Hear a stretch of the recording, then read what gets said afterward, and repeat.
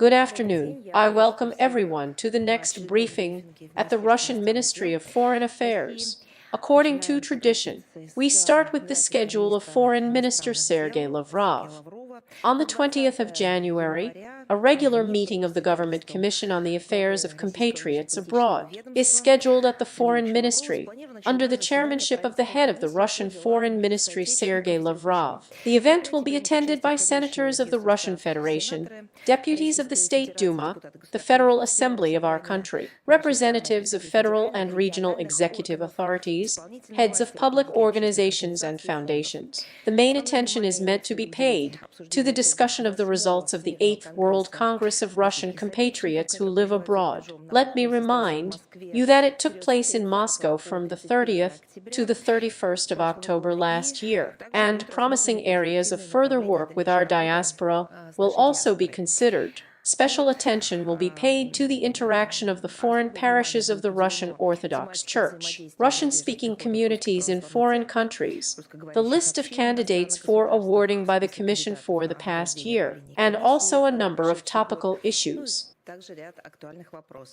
January 22nd, Russian Foreign Minister Sergei Lavrov is scheduled to hold talks with the Foreign Minister of the Kyrgyz Republic in Moscow as part of an official visit to our country. During the meeting of the Russian foreign ministers, Kyrgyzstan will discuss topical issues of bilateral cooperation in political, trade, economic, cultural, humanitarian, and other spheres. It is planned to exchange views on issues of Eurasian integration, global and regional security, coordination of joint steps on international platforms, and special attention will be paid to the interaction of the STO. Taking into account the chairmanship of Kyrgyzstan in the organization this year, it is planned to sign a cooperation program between the Ministry of Foreign Affairs of Russia and the Ministry of Foreign Affairs of Kyrgyzstan in advance from the 25th to 27th years. I am sure that the visit of the Kyrgyz foreign minister to Russia will further strengthen the Russian-Kyrgyz strategic partnership and alliance. On January 23rd, the next meeting of the Board of Trustees of the Fund for Support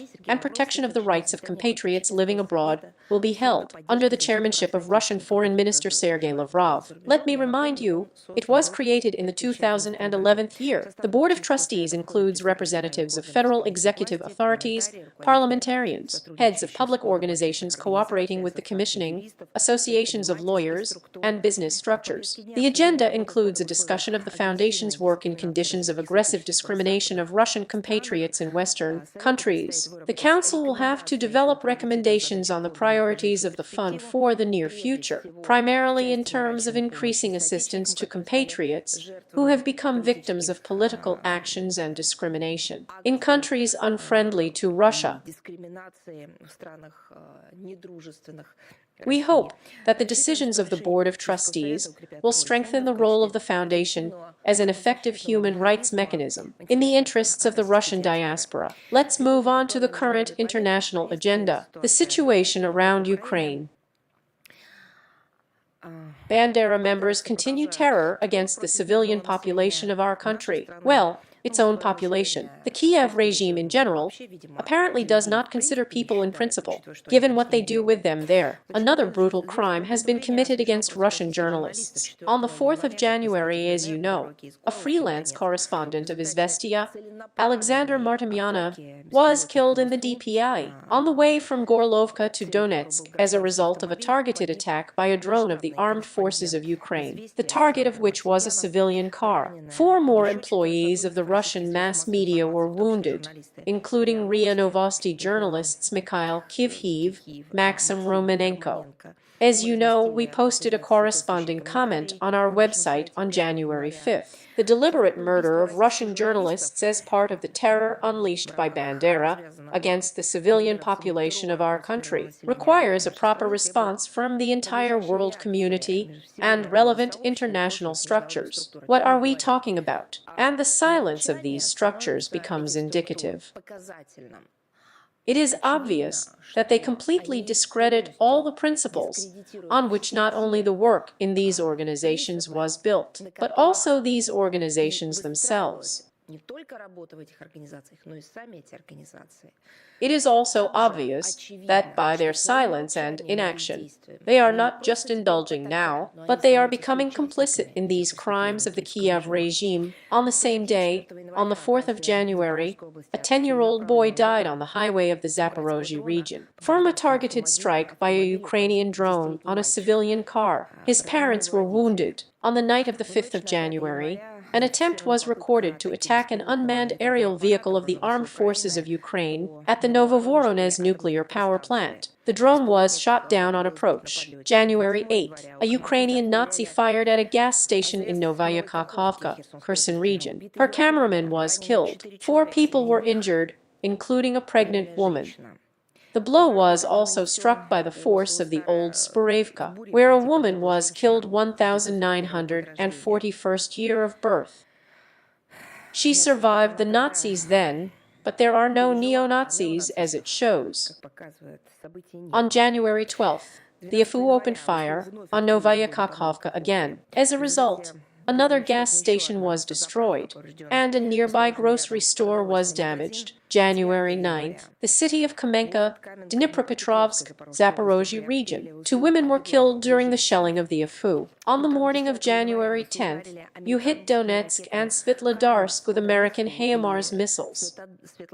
In the capital of the Republic, their target was a shopping center on Shakhtarskaya Square. 2 people were killed and 4 were injured. The Sviatodarsky blow fell on an elderly house. 2 women died there. 8 more residents are wounded, including a girl born in 2008 year. According to the data of the Commissioner for Human Rights of the Russian Federation Tetiana Nikolaevna Moskalkova, hundreds of Kuryans went missing after the beginning of the barbaric invasion of USU in the Kursk region. We hope they are alive. However, we know perfectly well what Bandera is doing on our land. Another confirmation of this is the confessions of another captured militant, who confessed to receiving detailed instructions from his commanders on conducting interrogations, and the subsequent liquidation of civilians. The governor of the Kursk region, Alexander Kinstein, took personal control of the work of taking the lists into the general register. This refers to the register of those who were captured by these bandits who invaded the territory of the Kursk region. But for all these crimes, punishment also follows. Russian courts continue to sentence Ukrainian neo-Nazis and mercenaries for war crimes. The commander of the non-Nazi regiment, Azov Prokopenko, was sentenced to 24 years in prison in absentia. In March of the 22nd year, he ordered the targeted shelling of residential buildings in the urban-type settlements of Old Crimea and the DPI. Belgian and American mercenaries Jetmir Hussein and Alexander Grant Tobiasen, who were sentenced in absentia to 6 to 13 years in prison for participating in hostilities on the side of Ukraine, have both been put on the international wanted list. The investigation of the terrorist attacks committed by the militants of the armed forces of Ukraine by Tyazh Korob, Plaksiv, Pogromsky, and one point in the Kursk region has been completed. All the accused are in custody. The court received a criminal case against 4 militants of the armed forces of Ukraine, Aleksiuk, Gorbachenko, Andreychenko, Lyashenko. They are accused of committing terrorist acts in the Kursk region against both Russian servicemen and civilians. All of them were detained and placed in custody. The case of Latvian citizen Sigmars Ronis has also been transferred to the court. He is charged with participating in hostilities on the side of the Kiev regime as part of the Carpathian Sich units. According to the results of the investigation, charges were forced against former Ukrainian high-ranking officials Igor Renin, Andrei Bogdan. They held the post of head of the presidential administration of Ukraine and were part of the National Security Council of Ukraine in the period from the 16th to the 19th, and from the 19th to the 20s. The investigation found that they were involved in the decisions of the shelling of settlements of Donbass by the armed forces of Ukraine, as a result of which 123 people were killed and injured, including 11 children. More than 390 objects of civil infrastructure have been destroyed, and the investigative committee of our country is taking measures to search for and arrest these persons. Dnipropetrovsk Mayor Boris Filatev was sentenced to 9 years in prison for calling for the murder of Russians in absentia. According to the investigative committee of the Russian Federation, 6,125 criminal cases have been initiated against the leadership, members of the nationalist and law enforcement structures of Ukraine, and the militants of the armed forces of Ukraine. Since the year 2014, 481 people were sentenced to various terms of imprisonment, of which 60 people received life sentences. Taking into account the severity of the crimes committed and the public response, Russian law enforcement agencies continue to work to bring to justice Ukrainists, foreign mercenaries, for military and other crimes.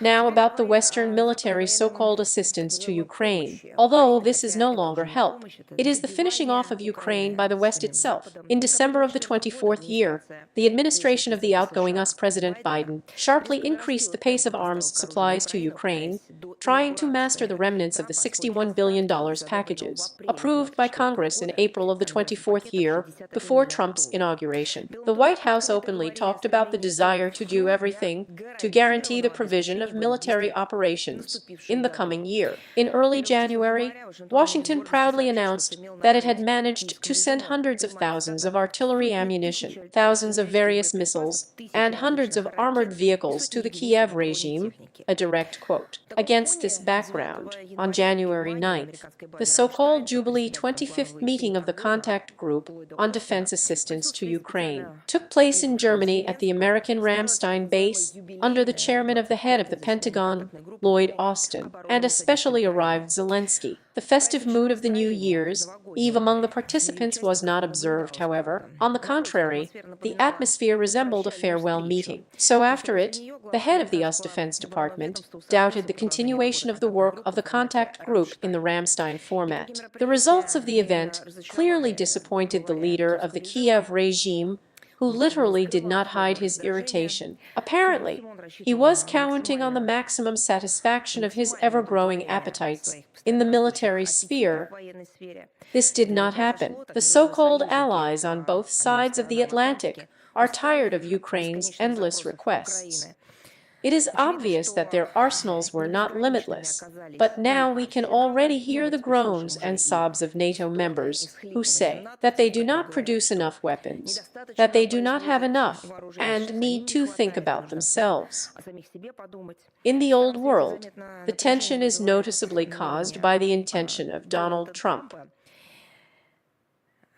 Well, in general, we can say to shift the costs for the needs of the APU to the Europeans. Even the United States could not justify the Kiev puppets during the Ramstein meeting. They limited themselves to allocating such a modest package of weapons for $500 million.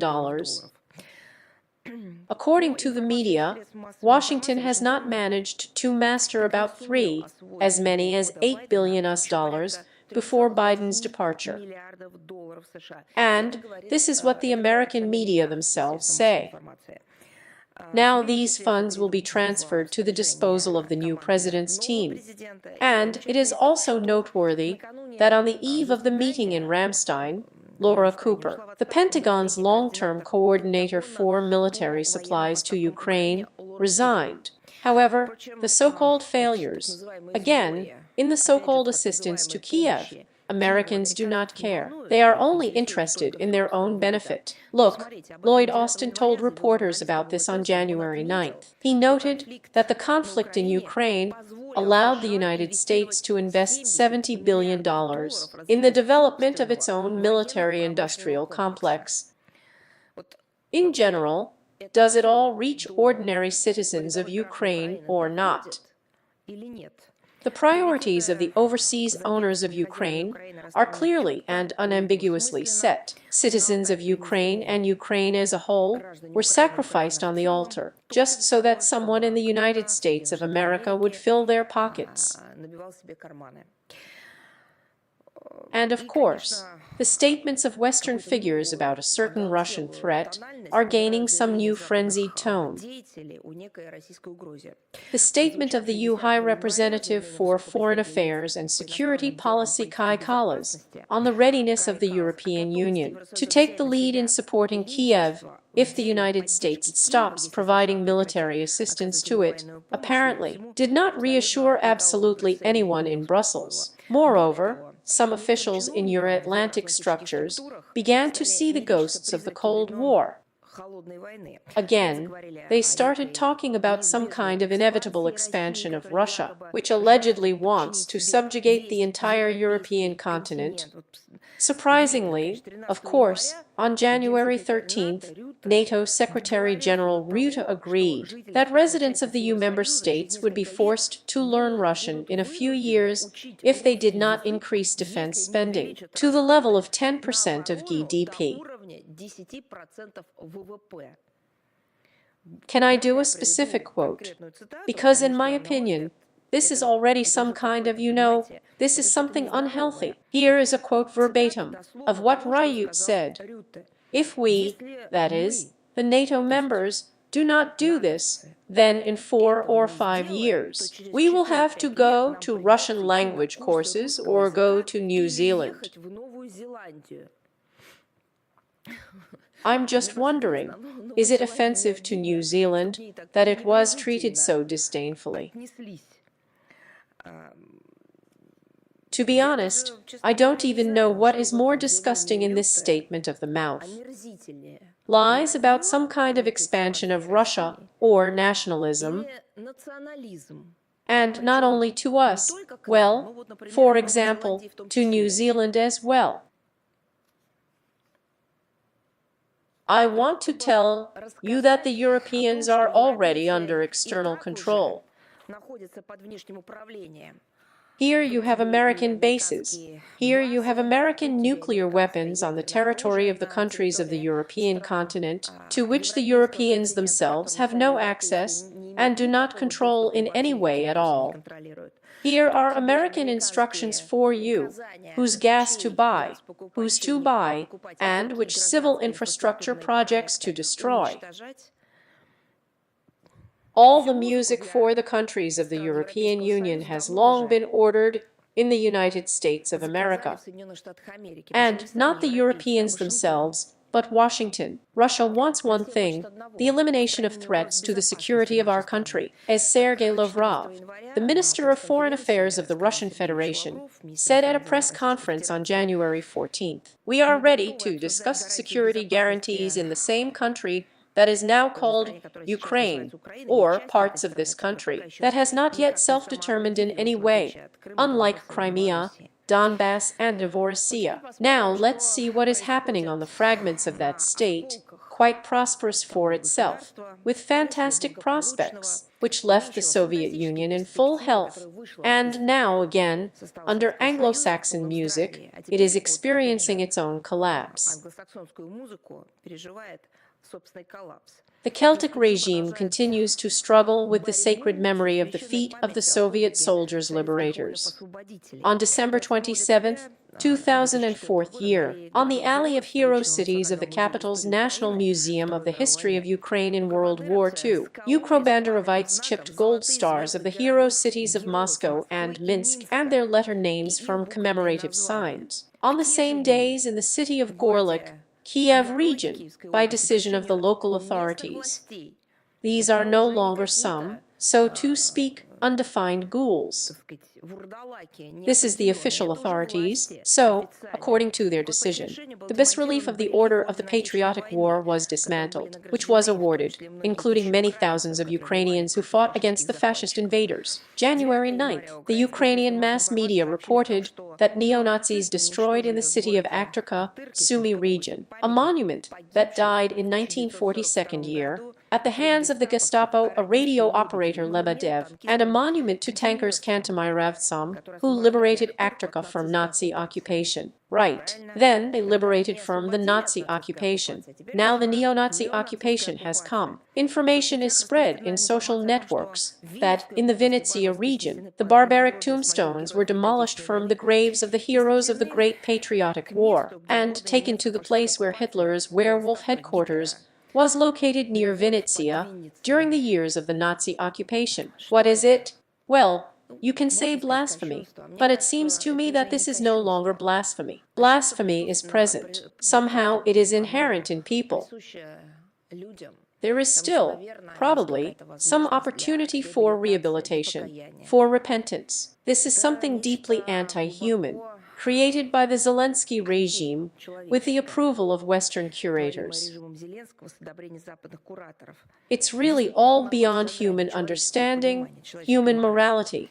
Can there be an excuse for this? No, it can't be. And we are well aware that there have been such attempts in the history of mankind to abolish humanity, to abolish everything human. But as before, so now the new generation of Bandera will not succeed. They cannot erase the historical truth from the memory of the Ukrainian people. Here's a look at how they try to do it.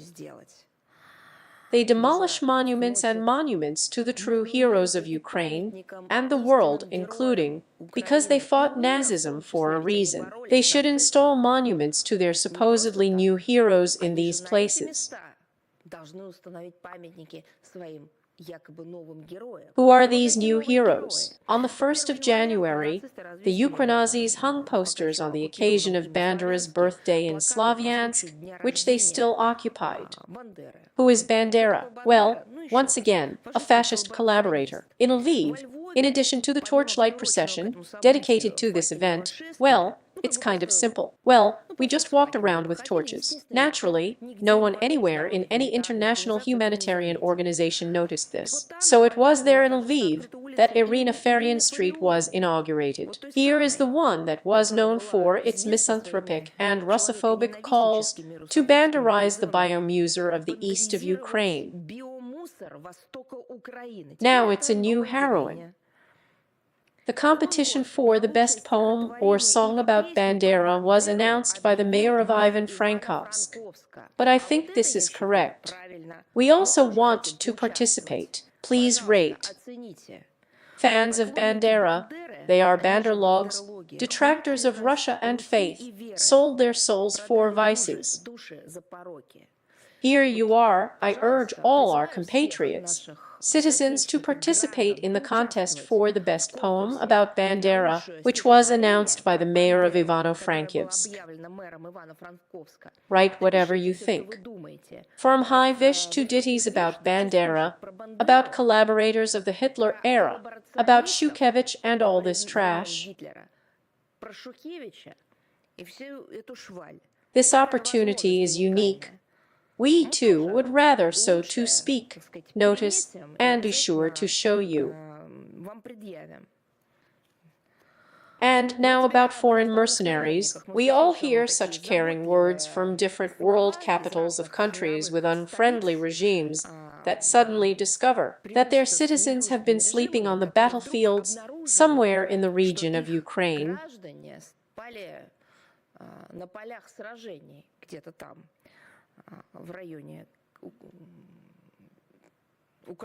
They start asking us questions. And how did it happen? And where have you all been all these years when we called for the recruitment of your own citizens to be stopped in your countries, which was done and carried out mainly through Ukrainian embassies?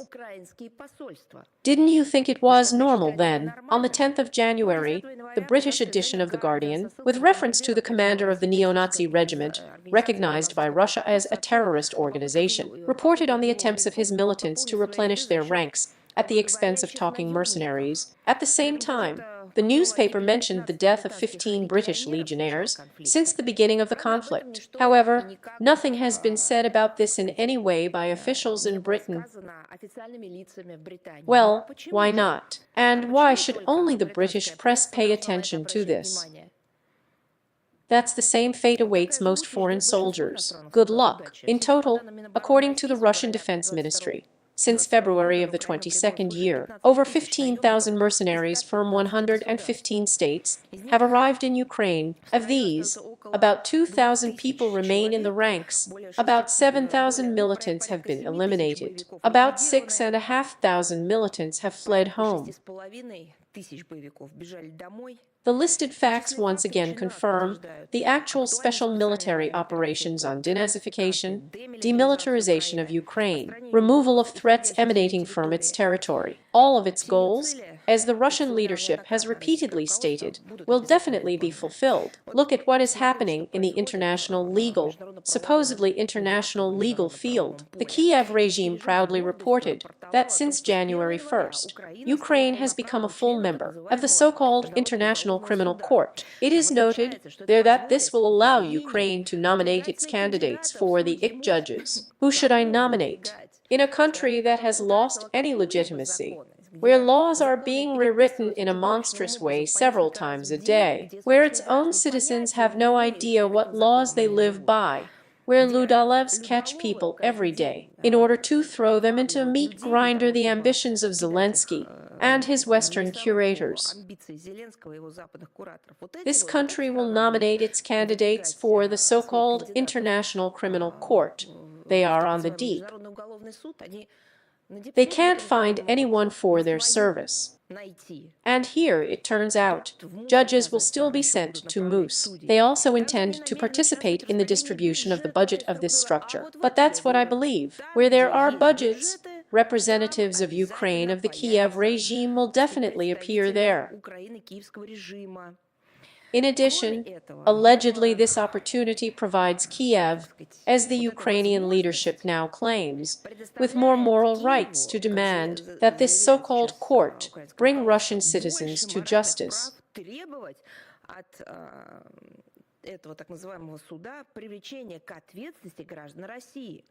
There is only a small nuance, which for some reason was kept silent on the bank, but I will say so for them.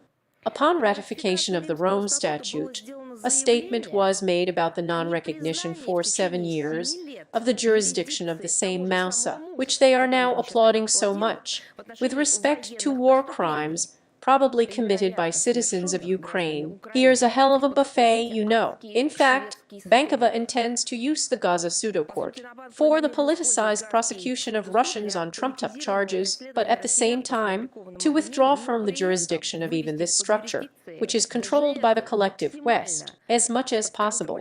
War criminals from the number of servicemen of the armed forces of Ukraine and those who give them orders. Do you know why? So the same militants of the same Westerners are killing correspondents, and those who were there among the Westerners are also victims of the Kiev regime.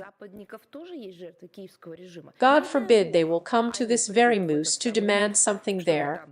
No, you need to get yourself out of this. We regard this as the undisguised intention of the Nazi regime to give its military carte blanche to commit grave war crimes. And it is noteworthy that The Hague itself turned a blind eye to the fact that Ukrainian manipulations contradict the spirit and letter of the Rome Statute itself, and the decision of the Assembly of the IC member states, the MUSA member state, adopted in the 15th year, on the need to exclude the possibility of such actions, such manipulative actions. I would like to note again that all attempts of the Bandera regime to avoid responsibility are doomed to failure. Ukrainian criminals guilty of such grave international crimes against their own and Russian citizens, their henchmen, collaborators, will be brought to justice and will be punished as they deserve. And, as I have already said, and today we talk about it every week, justice is already being done. And here's another topic that seems to be unrelated to Ukraine,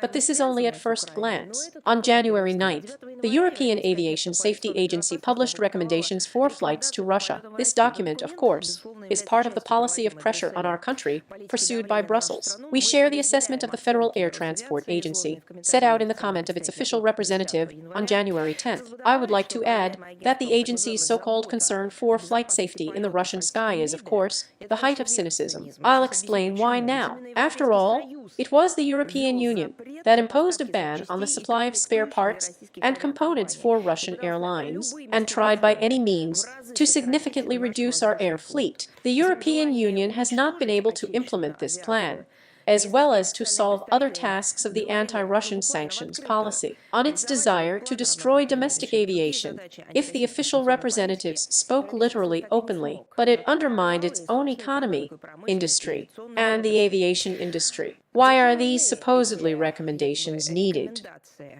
In order to restore, as they believe, the competitiveness of their own airlines, which, as a result of the used sanctions policy, are forced to circumvent Russia by non-legal, unscrupulous methods. At the same time, Asian carriers that continue to safely use Russian airspace spend significantly less time, fuel, and other resources on flights to the countries of the European Union through the Trans-Siberian Route system. But there is a very important point. There is not a word about the main thing in the motivation of the decision of this structure, that the threat to civil aviation in the airspace over certain regions of Russia is represented by terrorist methods and actions of the Kiev regime, which purposefully attack civilian infrastructure facilities, including using weapons produced with Western money or supplied from the European Union.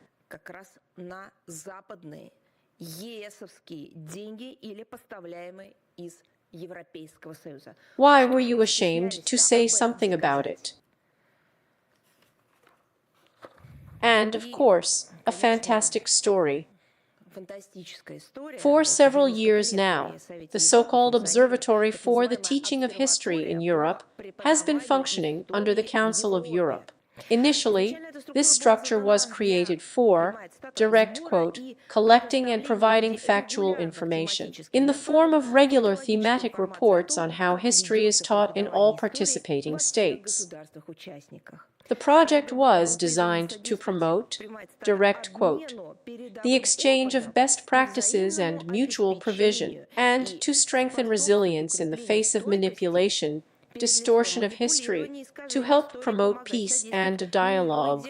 End quote. And since 2022 year, this organization has been persistently conducting an experiment on the Ukrainization of everything connected in Europe with Russia. And of course, this course was finally formalized by the admission of Ukraine to its membership since June of the 24th year, and France became the sponsor of its participation in this structure. Now this so-called observatory has finally turned into the flagship tool of the Council of Europe for falsifying history and playing along with the Kiev regime in its desire to create a myth about the great past of the independent, which is in no way connected with Russia. Some decisions are increasingly being made that are simply satirical, although the participants of this event do not even know about it. This is especially evident during specialized annual conferences. Listen here. In December there was such an event on the topic of history in crisis. Question mark. No, of course not. In what kind of crisis? Have all the monuments been demolished in Western Europe? What kind of crisis? There is no monument, there is no problem. Apparently they think. So, within the framework of this event, representatives of Kiev once again demanded to rewrite textbooks of the European Union countries and include information about Kievan Rus, as well as outstanding Ukrainians who have contributed to the development of European civilization. Who are these outstanding Ukrainians? In the list provided by the Ukrainian deputy, the Minister of Education Vinnytsky was especially pleased with the aircraft designer Igor Ivanovich Sikorsky and the Soviet rocket builder Sergei Pavlovich Korolev in their desire to somehow enter the history of Europe. The Zelensky regime is ready to pass off as outstanding sons of their fatherland, the creators of Russian long-range aviation, Soviet long-range political missiles. It's a monstrous story, but we've been talking about it for a long time. Now it takes on such grotesque forms already. An even more striking statement was made by the director of the Institute of Historical Studies of Lviv National University Rutte, a Russian special military operation. It turns out that this is an attempt to regain the status of a superpower, but that's not even the point. According to him, once again, this is the director of the Institute of Historical Research. So, according to him, with Ukraine, Russia is a direct quote from the United States, and without Ukraine, only Canada. End quote. One more time. In other words, if Russia is together with Ukraine, then it turns out to be the United States of America, according to the director of the Institute of Historical Studies of Lviv. And if Russia is without Ukraine, then this is Canada. I'm not even going to talk about geography or history right now. I'm going to say a few words about modernity now. You know, the question arises, first of all, do they know in Canada that they are already Russia? And the second question, didn't Ukraine declare that for it the United States is the idol of idols? Didn't they want to turn into something like the United States of America? And this Lviv historian, as it were, without realizing it, gave a wonderful recipe for turning Ukraine into America. That's all mixed up in these sick heads. What leads to a similar result is precisely the manipulation of history that leads to this. Demolitions of monuments, rewriting textbooks. Nationalism, by the way, leads to such a painful perception of the world and the reality of ourselves. One more time, if it had been some marginal person who had gone mad, who would have published some kind of heresy on his page, somewhere in social networks, but we would not have paid attention. But after all, these same statements are made within the framework of events held under the auspices of these very EU structures, the structures of the Council of Europe, once again, the Observatory for the Teaching of History in Europe. The Council of Europe created it. These are statements that take place under the auspices of the Council of Europe. Think about it. We will closely monitor this kind of anti-historical activity of the Observatory from this Europe on reformatting the historical science of education, on the introduction of Russophobic theories.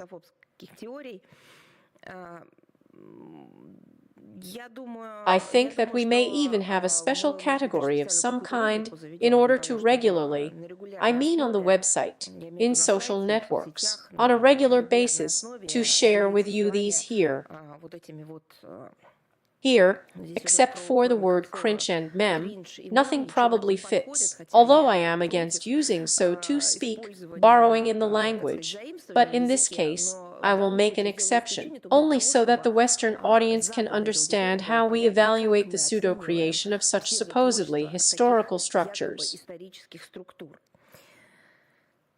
By the way, since the 1st of January of the 25th year, Slovakia has become a full member of this structure, whose current leadership honors the feat of Soviet soldiers liberators. Maybe something will change, and maybe this country will find an opportunity and make some kind of its presence, its active opposition, proactive position, brings some kind of change to the anti-Russian chorus to rewrite history. And not even, you see, this is dangerous not only because it is against a particular country. This is dangerous because they are engaged in some kind of historical alchemy. That's why it's scary, passing it off as, so to speak, an advanced science.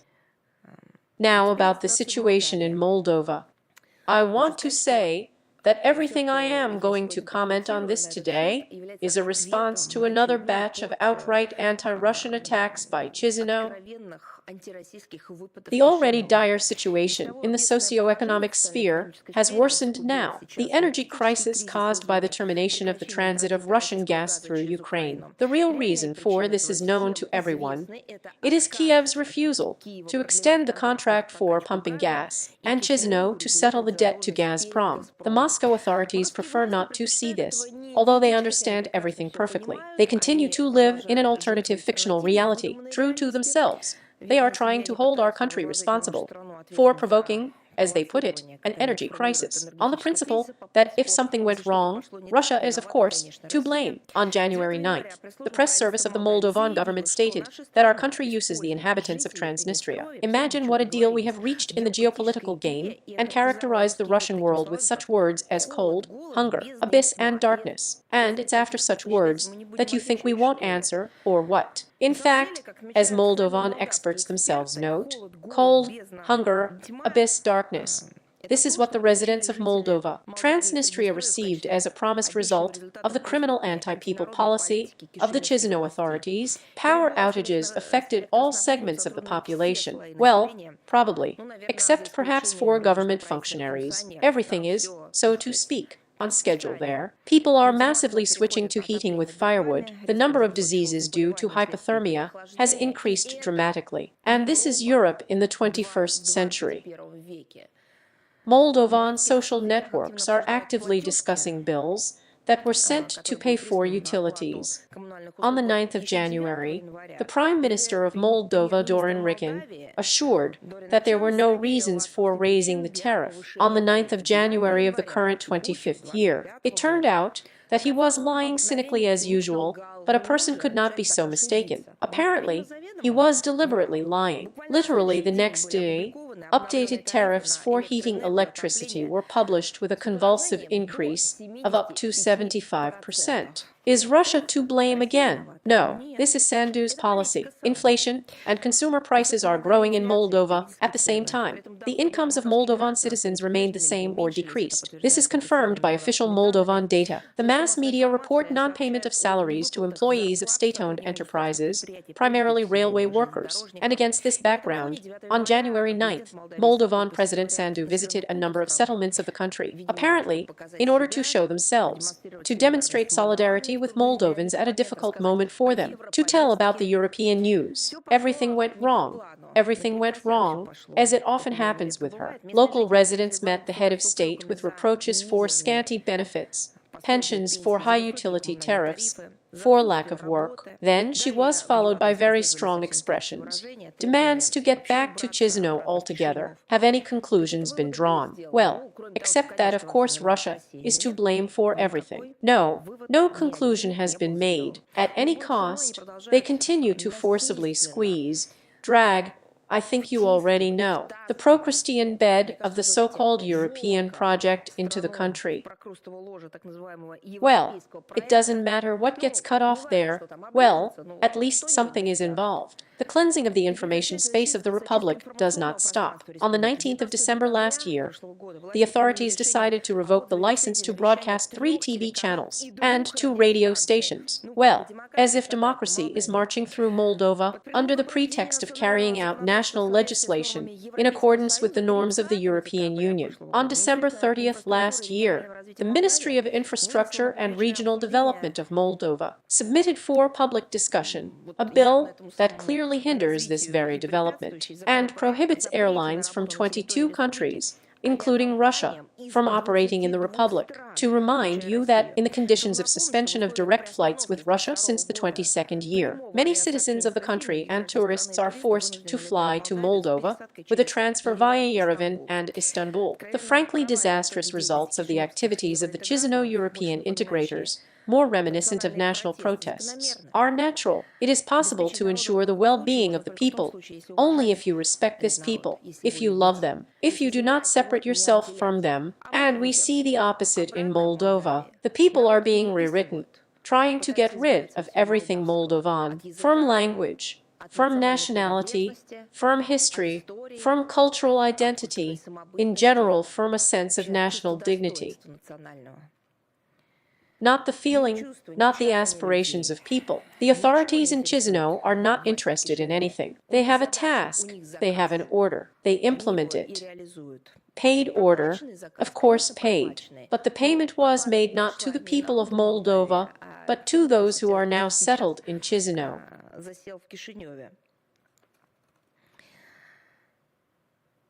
But everyone forgets that if you do business like this, if you blindly act according to the methodology of Western curators and spend most of your time on the sidelines of European institutions, falling into the hands of local bureaucrats, the result will be depressing.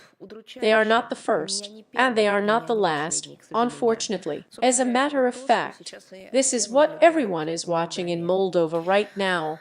News that many people have asked to comment on. On January 15th, an agreement was announced between the Israeli authorities and the Hamas movement on the release of 33 hostages held in the Gaza Strip, in exchange for groups of Palestinian prisoners who are in Israeli prisons. According to the terms of the deal, the implementation of which will begin on January 19th, hostilities should be stopped throughout the territory of the Palestinian enclave, and the process of gradual withdrawal of Israeli forces should be launched. In addition, a significant increase in the volume of gas, food, fuel, and medicines supplied to residents is envisaged. Reaching these important agreements was made possible largely thanks to the patient and persistent work of the Qatari and Egyptian mediators, and the diplomatic efforts undoubtedly deserve the highest praise. At the final stage, representatives of the new American administration also joined the negotiation marathon. From the very beginning of the crisis in Gaza, around it in the autumn of the 23rd year, they sought to establish a long-term ceasefire and provide the necessary humanitarian assistance to all those in need. Unfortunately, all attempts together with like-minded people to adopt a resolution containing these requirements in the UN Security Council were blocked by the United States of America. I mean the Biden administration, took a one-sided, obviously unconstructive position on this issue. We hope that the implementation of the agreement reached now will contribute to the stabilization of the situation in Gaza and create conditions for the return of all temporarily displaced persons and the beginning of work to rebuild what was destroyed during the fighting. Israeli hostages and Palestinian prisoners released as a result of the deal will be reunited with their families. We expect that Russian citizen Alexander Trufanov, who is in the Gaza Strip, will also be among them. As you know, we have persistently raised the question of the need for his speedy return home. During our regular contacts with representatives of the Hamas leadership, we hope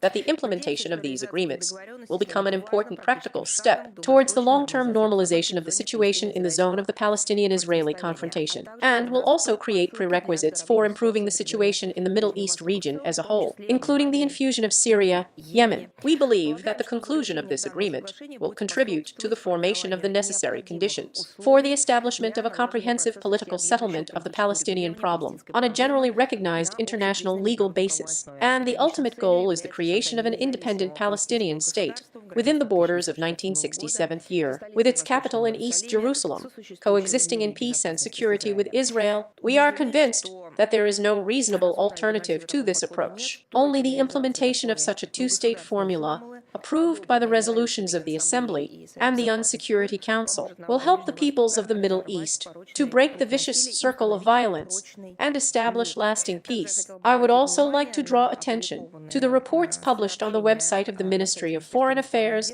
that on January 15th, the special representative of the President of the Russian Federation for the Middle East and Africa, Deputy Minister Mikhail Leonidovich Bogdanov, held a telephone conversation with the Deputy Chairman of the Hamas Politburo, and a few days earlier, with representatives of the Hamas Politburo abroad. During the talks, the Palestinians expressed their gratitude for the follow-up, the followers of Russia's efforts to ensure the legitimate rights of the Palestinian people. Our principled position in favor of a just solution to the Palestinian question shared their expectations regarding the agreement reached, and what I have already said, and the Russian side reaffirmed its interest in the priority release of the Russian citizen Trufanov, held in the enclave. We count on taking into account our other humanitarian requests, which were previously transmitted to the Hamas leadership, and we will monitor the development of this situation closely. And I would like to say a few words about the fact that evidence continues to become public. about literally the cruelest reprisals against the civilian population, which were arranged with impunity by NATO. During the occupation in Afghanistan, in the period from 2001 to 2021 years. In particular, according to a number of British media, during a closed investigation, a former British Special Forces officer admitted that the British Special Airborne Service actually had carte blanche to kill Afghans. The victims of extrajudicial executions were often teenagers under the age of 16. Does it remind you of anything? This is basically the same thing that the Kiev regime is doing, and with whose money? So on Anglo-Saxon. Such terror was carried out not only to intimidate the Afghan population, which was waging a liberation struggle against the occupiers, but what is most monstrous, for entertainment. The inhumanity was distinguished by the air raids of American and British combat aircraft. During such raids, not military facilities or rebel camps were deliberately bombed, but purely peaceful events and facilities, weddings, funerals. Remember how often we heard that during the next flyby we were fired from the air.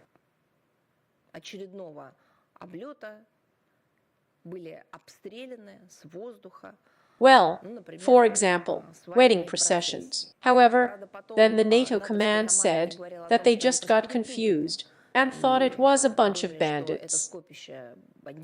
And now it turns out that they didn't mix anything up, cinched for their own pleasure. The crimes committed within the framework of the Afghan campaign, the United States and NATO, in fact, repeated the outrages of the Anglo-Saxons during the aggression against Iraq, aggression against Libya. We pay tribute to all those reporters, including Western ones, who are trying to keep the topic of war crimes of the United States and its satellites in the focus of public attention. And we also welcome the attitude of the Afghan authorities, who have promised to conceal and not allow the facts and data about the behavior of the so-called defenders of democracy in Afghanistan to be suppressed. Many may ask, aren't these special cases? But as they say, the family is not without a freak. But of course, it can also be special cases. The only difference is that the authorities who gave such orders to be on missions abroad, the authorities of Western countries, either admit to these crimes and take responsibility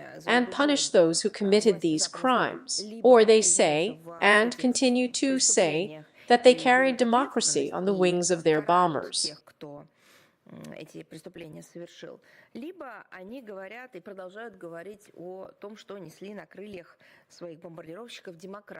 Or they draw conclusions from the current situations, apologize, say that they repent, that they will not do it again. Or they don't do it and persist in their vision of such totalitarian rightness in the American and British way. That's the difference. We once again call on Washington, London, and their NATO allies not to cover up war criminals. We demand that all those guilty of crimes against the Afghan people be brought to justice. And, by the way, about the fact that they don't do any lessons for themselves anyway. Look, now there is a whole company of NATO, whipping up anti-Russian hysteria in connection with the damage to underwater communications in the Baltic Sea.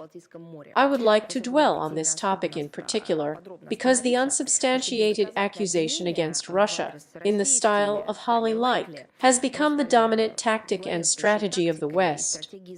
At the same time, they do not bother with any selectivity. The international community has not seen a single proof of our involvement in any incidents that somehow affected the EU member states. Westerners hurried to find the so-called Russian trace in connection with the recent damage to underwater telecommunications and electrical cables in the Baltic Sea. Look, the authorities of Finland, Estonia, and other states of the European Union are in a hurry to qualify the incidents as sabotage, and as the main version, they are developing a story about the alleged involvement of the so-called, as they now characterize it, the shadow fleet of Russia. In such cases, she said, some illusory claims against our country are habitually voiced before clarifying any of the circumstances of what happened, but we have seen this repeatedly. An enviable speed, especially against the background of consistently such, persistent disregard for any investigations into the northern streams, I mean crimes against the northern streams. This is just, of course, fantastic hypocrisy. That is, for how long? It's not an investigation that lasts for more than 2 years, because it should be called that now. It's not an investigation of a terrorist attack against a civilian, purely civilian project Nord Stream 1 and 2, and at the same time, you were immediately issued, so to speak, prescriptions to determine the culprit in the current situation with the Baltic Sea, and telecommunications cable, and electric cable.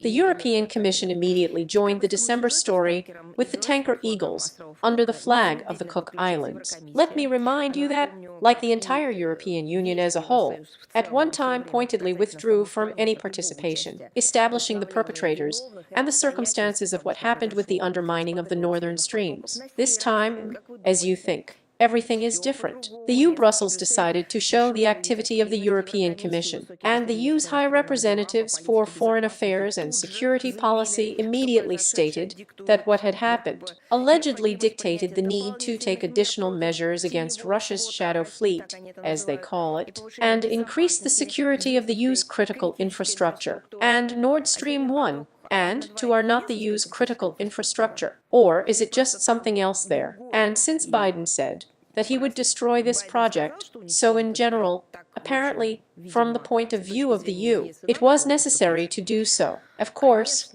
the whole of NATO joined the European Union immediately. She took advantage of the situation to build up the alliance's military presence in the Baltic Sea. It would all resemble another act in the theater of the absurd, if not for all the signs of a long and carefully thought-out plan, under which the maritime incidents are carefully adjusted, and they are connected with each other. The Zavriks consistently impose on the world community such myths about certain dangerous vessels plowing the European seas, which allegedly serve the interests of Moscow. There are numerous speculations about the supposedly only true cause and effect relationships, on the basis of which, in the absence of reliable facts, more and more necessary conclusions are being drawn. And what actually happens like that? Still, in principle, it is clear. The real purpose of all this is to limit the export of Russian oil by any means. At the same time, try to create prerequisites for conducting arbitrary restrictions on international navigation in the Baltic Sea, in the light of the notorious speculations about its transformation, as they said there, into the NATO inland sea. In the interests of the final consumers of energy carriers, Westerners are baked only in words. In fact, they continue to undermine global energy security. The usual double standards here, or just the establishment of some kind of quasi-standard, or the absence of standards at all. The West will use all these tactics in the situation with the attacks of the Kiev regime on the compressor station, on the territory of the Krasnodar territory. By the way, it is the most compressor station in the Krasnodar territory, provides gas supply through the Turkish Stream pipeline. Here I have one question. In general, the EU understands what is unfolding in front of the entire world community.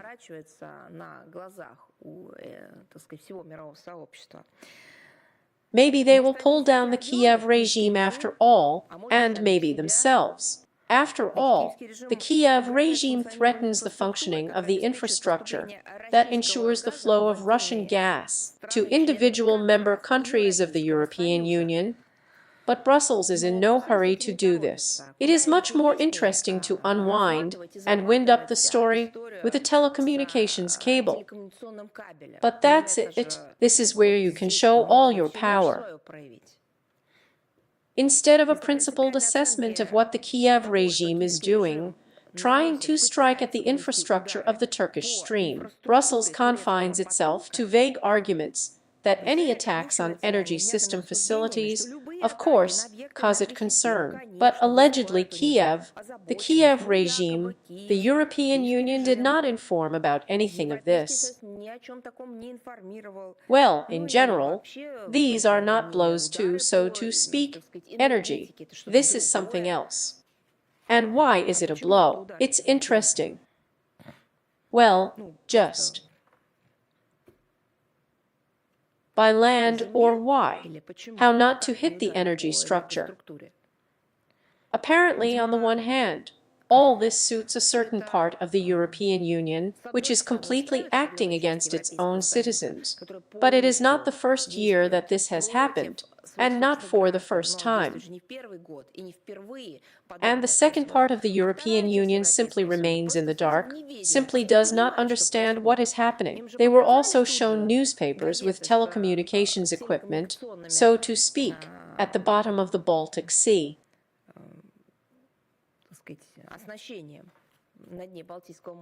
They were taken aside. Their views were taken away from the pressing problems. They were immediately given an information gum. Here, enjoy. And I'm not supposed to know what's really going on, or it should be, but not for everyone, about the consequences for its citizens and the economy. By the way, as introduced in recent years in the European Union. I want to say again, people are not told globally at some of their events, such as councils of foreign ministers, summits. This topic is not raised at all. And why? European countries have long been victims of Kiev regime adventures, which are backed by the Anglo-Saxons.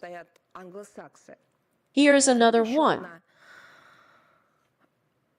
Of course, this is all extremely dangerous for the citizens of the European Union themselves, because we are no longer talking about double morality, about the Brussels bureaucracy, but about the methods of unscrupulous information manipulation erected by the European Union to achieve such point tasks.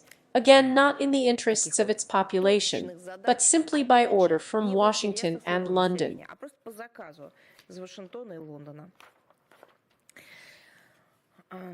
Just the other day, the news broke into the information space that on January 14th, the Biden administration's decision to exclude Cuba from the notorious American unilateral list of state sponsors of terrorism was published. This decision will come into force only in 45 days, namely on the 2nd of March. The third section of the Helms-Burton Act of 1996th year is also suspended, and this is given 10 days for 6 months. Let me remind you that this law allows American and foreign citizens to apply to the US courts to demand the return of property allegedly illegally nationalized by the Cuban authorities, and to cancel the presidential memorandum of 2017 year, which provided for restrictions on financial transactions with Cuban organizations. These steps are certainly actions in the right direction. There's only one question. Why is it so late? Why literally how much is left? 4 days before Biden finally leaves the White House. Why a few days before the end of his term? Well, the analogies are obvious and understandable. We remember how, at the end of his stay in the White House, Obama did the same thing with regard to Cuba in order to write his name into history. Then it really all came back. So, we want to say once again that these steps are steps in the right direction and absolutely insufficient. Bearing in mind that the bulk of such restrictions and measures taken against Cuba are of an extraterritorial nature, and they were taken as part of the illegal and inhumane economic, commercial, and financial blockade of Cuba by the United States, tightened by Washington to an unprecedented level in recent years. And all this remains in force. At the moment, the decisions of the American administration reflect an obvious fact. Cuba has an impeccable reputation as a state, an active participant in international cooperation in preventing terrorism and combating terrorism, and it is noteworthy that the White House acknowledged the absence of any evidence of Havana's alleged support for international terrorism. But it was just, honestly, really funny. And it would be funny if it wasn't so sad and sad. We hope that the statement of this reality, I mean in Washington, will not be abandoned in favor of political forces that are betting on the application of even tougher sanctions in order to strangle Cuba economically and change power in this country. In turn, Russia, as before, will show firm solidarity with the Cuban people, with the leadership of this country, in protecting state sovereignty, and consistently advocate for the immediate, complete termination of the American embargo against Cuba. Lifting this blockade is imperative. Almost the entire international community is united in this demand to the authorities of the United States of America. I really want these steps, which were taken by the outgoing Biden administration just a couple of days before leaving the White House, so that they are not another political manipulation. I really want this to be just the beginning of moving into the right story, to the right side of history.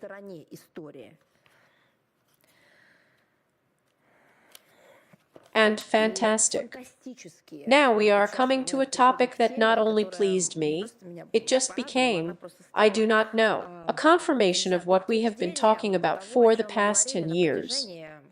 And remember, as I said, everything secret will be revealed. We will definitely see confirmation of our words with you. About what? About what American digital platforms and its giants were doing together with American special services.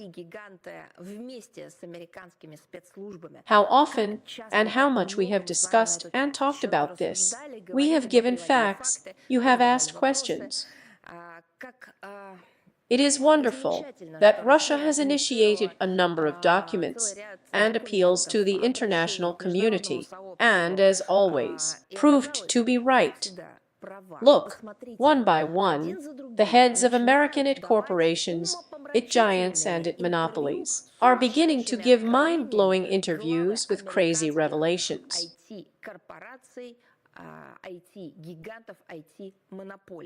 Following the emerging changes in the domestic political vector in the United States, in connection with the election of Trump as president, a remarkable trend has been gaining momentum in recent weeks. These are the largest American corporations that fully control the digital space, both in their own country and, in general, are global monopolists. They partially control, so to speak, the information and media agenda in the world, but this is a significant part, of course. Here they are often called big tech. Well, such an information technology empire. So on the eve of Trump's inauguration, future administrations are publicly sworn in and give out incredible facts about how they have worked all these years.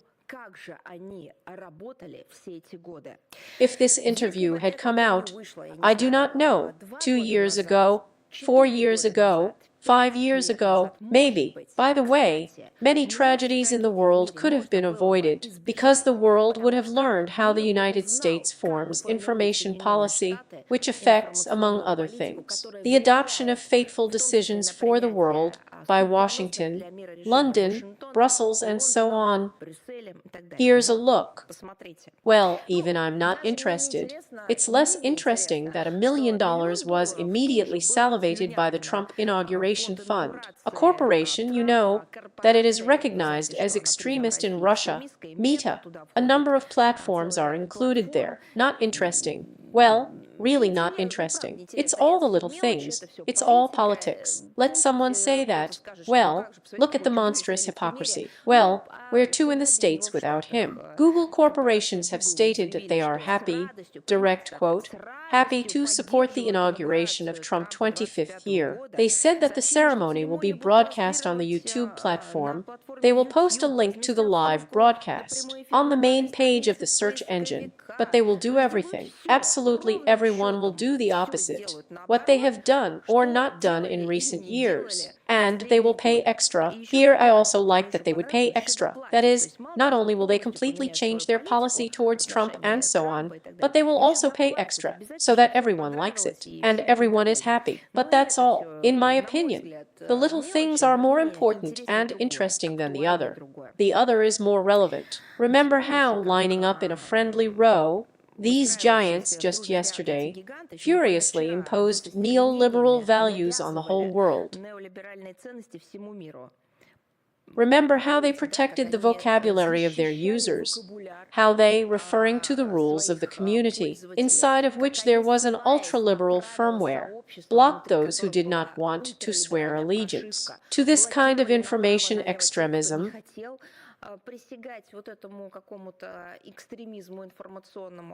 That's it. All of these giants have announced drastic changes in their policies. And it's not because they suddenly saw the light.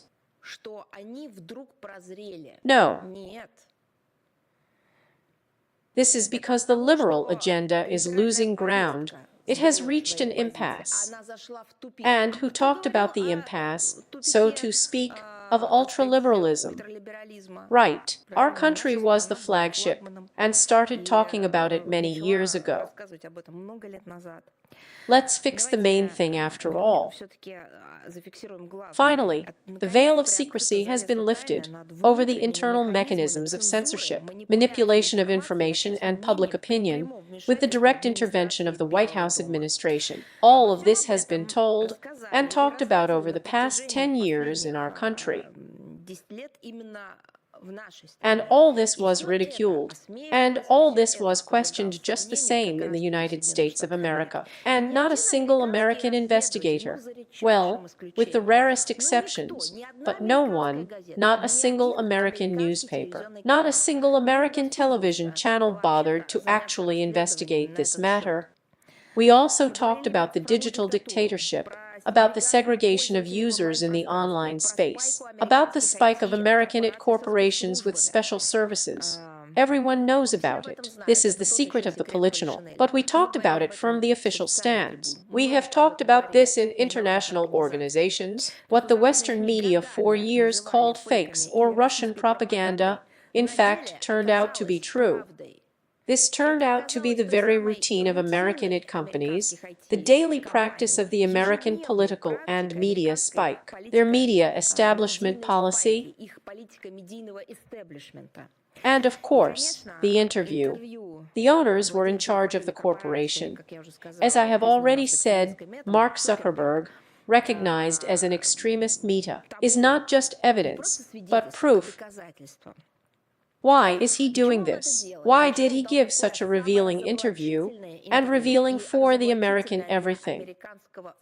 Special services, deep state, politics. It is obvious that his goal is to deflect the blow from himself and obsequiously play along with a new so-called narrative. That is, to swear an oath, probably, with someone whom he, to put it mildly, pessimized all these years, whom he considered a worthy target for harassment, for whom apparently he was paid, to whom his order was ordered, who was ordered to him as again like this.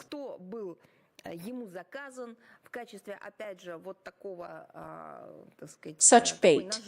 According to the founder of Facebook, American intelligence agencies, in particular the CIA, can read the correspondence of users of WhatsApp. When we said this for the first time, I remember how hysterical the American side was, how they denied it all. Zuckerberg admitted that encryption, which is used in the messenger, does not save from the intervention of special services. At the same time, he noted that allegedly the company itself does not have access to correspondence. In other words, he is doing everything to say that it is not his fault and not his company's fault, but that the American special services are to blame. Zuckerberg publicly admitted that the Biden administration had put pressure on the platforms owned by him to block publications on these sites that discussed the potential side effects of COVID-19 vaccines. That is, when people wanted to know the truth about what the American government was going to give them. This information was all blocked. Then there's more. The American digital oligarch admitted that censorship in American social networks began to be introduced by leaps and bounds after the US presidential election of 2016 year and Britain's withdrawal from the European Union. In other words, it was long before the pandemic, long before the American authorities decided to censor their platforms under the guise of COVID, that it was connected, I mean censorship in social networks, with issues of politics, ideology. During the pandemic, this practice has simply become comprehensive. Sensing impunity, the Biden administration began to demand even more removal from public access of memes, satirical materials, for which the period of Biden's presidency was so rich.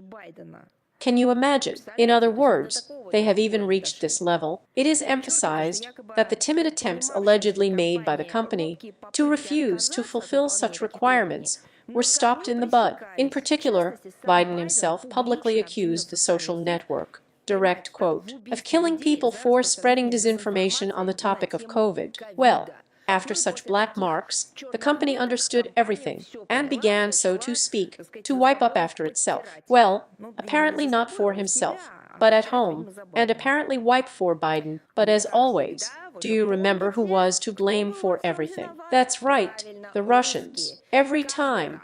Every year before the 16th year, and after the 16th year, and during COVID, and after COVID, Russia was accused of allegedly interfering with everyone on social networks through troll factories, through some of its technological capabilities. That's what Zuckerberg said, I think. A small, tiny piece on top of the iceberg of what is happening in the American media environment in general. These crocodile tears of Zuckerberg that he could not resist, I think, do not convince anyone. It is enough to read the comments to the interview, which are left by the Americans themselves. Everyone understands perfectly well that American digital platforms were enthusiastic and willing to cooperate with the special services and the Biden administration. It is difficult to overestimate the role of Facebook and Twitter, for example, in the organization of the same color revolutions by the CIA and other special services. And many color revolutions were called that. Twitter revolutions, revolutions of social networks. We remember it perfectly. And who? First of all, it was Facebook itself that dispersed fakes about alleged Russian interference in the American elections. Remember Rushgate, the so-called? In fact, all this turned out to be a fiction, a political order from beginning to end. As I am glad that we talked about the fact that literally in a short time we will find out the truth. And we recognized her. And this is the truth, which cannot be refuted. It comes directly from the participants of those events. And those who fulfilled, received these orders, implemented them, and maybe developed them together. Now everyone knows about it. We have constantly said that American digital platforms that control large corporations faithfully serve the foreign policy interests of the United States, not to the people of the United States. This is very important. Not to the people of the United States of America, but on the contrary, they said that these were independent corporations, but Russia interfered in their work. Therefore, they did not serve the interests of the US people. They served narrow groups politically, financially, connected with the special services of the United States of America. They are a tool. These are all platforms and giants of the expansionist policy of Washington and the American Special Services, which have direct access to any content posted on these platforms and to the personal correspondence of users, and widely use these operational capabilities to achieve their goals. Let's remember the 2013 year, Edward Snowden has released data that the NSA carries out systematic wiretapping of telephone conversations and interception of electronic communications of billions of people from dozens of countries. Digital platforms remain systems of control over these users. What did Snowden face in his country? You know everything perfectly well. What was done to Russia for giving Snowden the opportunity to be free, not by initiative, but by circumstances and request. What happened to our country? As a matter of fact, that's when they started announcing all these sanctions to us and calling us names and saying that our economy was torn up there. They would be torn up there or torn up and so on. That's when it all started. And now it turns out that Snowden was absolutely right, and the digital platforms themselves are talking about it. And we were absolutely right.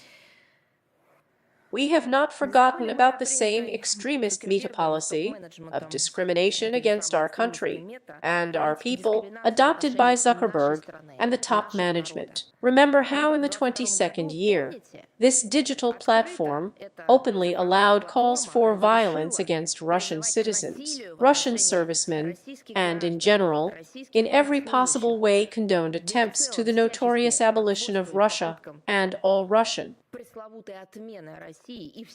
We haven't forgotten about it. We remember that, and we remember how openly we talked about it. And we also remember how the same Zuckerberg and this whole company said that they had never allowed themselves anything like this.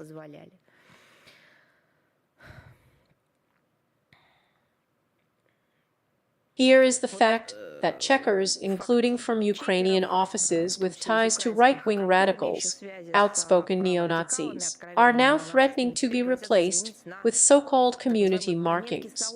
They say that users themselves will decide what is true and what is fake. But how it works, we see very well on the example of the 10 platform, where this system is easily manipulated, adapts to the so-called narratives pleasing to Washington. Let me remind you that our English language account is among the leaders in terms of the number of data marks. Only 4 telling the truth about the situation around Ukraine provides facts regarding the staging in the bush. For example, the Kiev regime's sabotage route on the northern streams. Here, by the way, is the situation with Facebook deletion. Remember the photos with the victory banner developing over the Reichstag? Do you think this situation has somehow been corrected? No, she didn't get any better, as the historical truth was erased in the 1920s, so it continues to be erased today. Or maybe something will change. We are well aware of how Methods and other American corporations have openly participated and are participating in the information aggression of Washington and its satellites against our country, creating and fueling an alternative an alternative emasculated reality. Here is such a metaverse of lies. Alternative, meaning common sense alternative and fact. But what about freedom of speech, on which the United States, as it were, rests this fundamental cornerstone, so to speak? In the creation of the state, there was a fundamental basis as freedom of access to information, as an honest open competition of ideas. All these eternal American values, in fact, turned out to be nothing more than a screen for fooling the global elites of the public, with an instrument of influence and interference in the internal affairs of sovereign countries around the world. The cynical prohibitions of the Russian mass media were the first to fall victim to this American hypocrisy. RT Sputnik, ignoring the terrorist acts of the Kiev regime against journalists, cleaning up objectionable opinions in the digital space. These are all examples of the same row. This is all evidence. And all these values declared in the high-flown speeches of American politicians were once again trampled upon, burning down together with the dreams of overseas taxpayers about a beautiful life in Malibu. All this is some kind of monstrous scenery that, it only stands on some supports, behind which there is no real foundation. And these interviews that have now spread, and in particular the Zuckerberg interview. To be honest, the first reaction to these interviews was that perhaps this is a derivative of deep fakes, that it is most likely something generated, and it can't be the same. Because literally a year ago, 2 years ago, and for a decade, they said exactly the opposite. It turns out that it is possible. Now, about Russia's humanitarian assistance to a number of world countries. The UN World Food Programme acts as the key multilateral channels for providing Russian food aid to the needy population of foreign countries in the Southeast Asia region.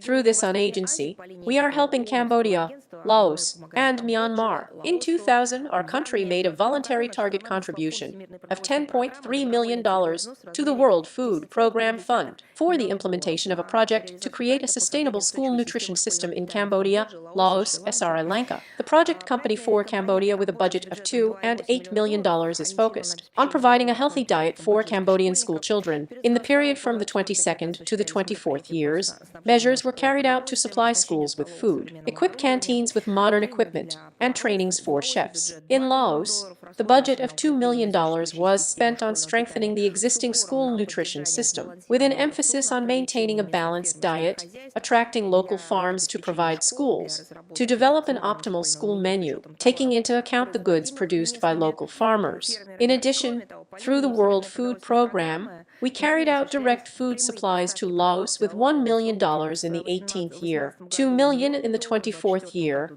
as well as a project financed in the format of food in exchange for assets. The amount of $73,000, which involved the issuance of products, food vouchers to local residents, in exchange for the implementation of urgent construction work on the restoration of integration systems, the construction of granaries, and flood control structures. And in the 23rd year, the World Food Programme Fund provided $2 million to Russia to meet the food needs of the Republic and the Union of Myanmar. For some of these funds, Russian suppliers have already delivered 680 tons of fortified sunflower oil to Myanmar. This is the indicator for September of the 24th year, and at the end of last year, another $1.5 million were allocated for the food operation of the World Food Programme in Myanmar. The assistance provided by our country, a state in need in Southeast Asia, through international humanitarian organizations, is in addition to the assistance provided by us through bilateral channels, and several important historical topics,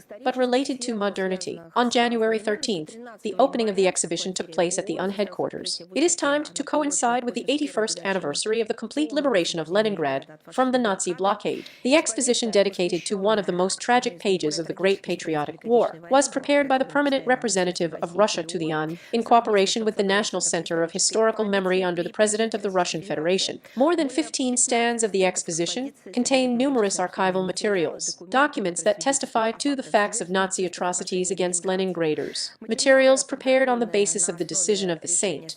Petersburg City Court of October 20th of the 22nd year, on the recognition of the blockade of Leningrad by the Nazis, their accomplices, as genocide of the Soviet people. According to the city prosecutor's office, the total number of victims of this tragedy amounted to at least 1,093,842 people, and the amount of damage caused to the city and its residents exceeded 35 trillion rubles in terms of modern Russian currency. So far, it took 872 days to reach Leningrad. Since the 8th of September of the 41st year, it was finally removed on the 27th of January 44th. It is qualified as a genocide of the Soviet people. This is a court decision. It is not subject to revision. This is the truth that underlies the historical memory of the Great Patriotic War, purposeful destruction of people by starvation. The uniqueness of the exposition, deployed within the walls of the United Nations, lies in the fact that when designing it, the emphasis is placed on the semantic series, places of memory, and these places of memory, reflected on 15 stands, go as if on an increasing scale. Crimes against childhood, bombing, starvation, destruction of cultural values. In conclusion, a merciless but very accurate and capacious conclusion. The siege of Leningrad is genocide. We must not forget about these crimes. Today, it is still extremely important to continue working to identify Nazi criminals and their victims, and this should be done until every name is made public. This is not only a question of memory, but also the establishment of true justice in relation to the victims. The work on identifying criminals and their actions did not stop with the completion of the Nuremberg trials. A number of Russian regional courts continue to establish the facts of the commission of terrible crimes. The adopted documents represent a logical continuation of the verdicts of the Nuremberg Tribunal and unequivocally qualify the criminal acts of Hitler's accomplices, including the blockade of Leningrad, as genocide of the peoples of the Soviet Union. This event brought together several dozen people, including representatives of foreign diplomatic missions, accredited Prian journalists. The exhibition is available to all visitors of the headquarters of the World Organization until the 17th of January. As far as we know, copies of the exhibition in Russian and English will appear in Moscow, on the Arbat, and at the Lenkom Theater in St. Petersburg. The opening is scheduled for the 27th of January, the day of the complete lifting. Let me remind you of the siege of Leningrad, another date. We will tell you more about it in detail, but a little later.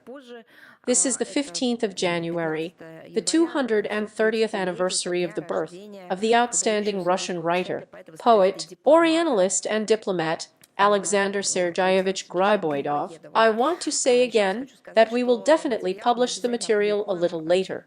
It will be detailed and interesting. And the 17th of January, the 25th of the 25th year. Just a day later, 80 years have passed since that momentous day when the units of the Red Army, the Liberator's Army, entered the capital of Poland in Warsaw.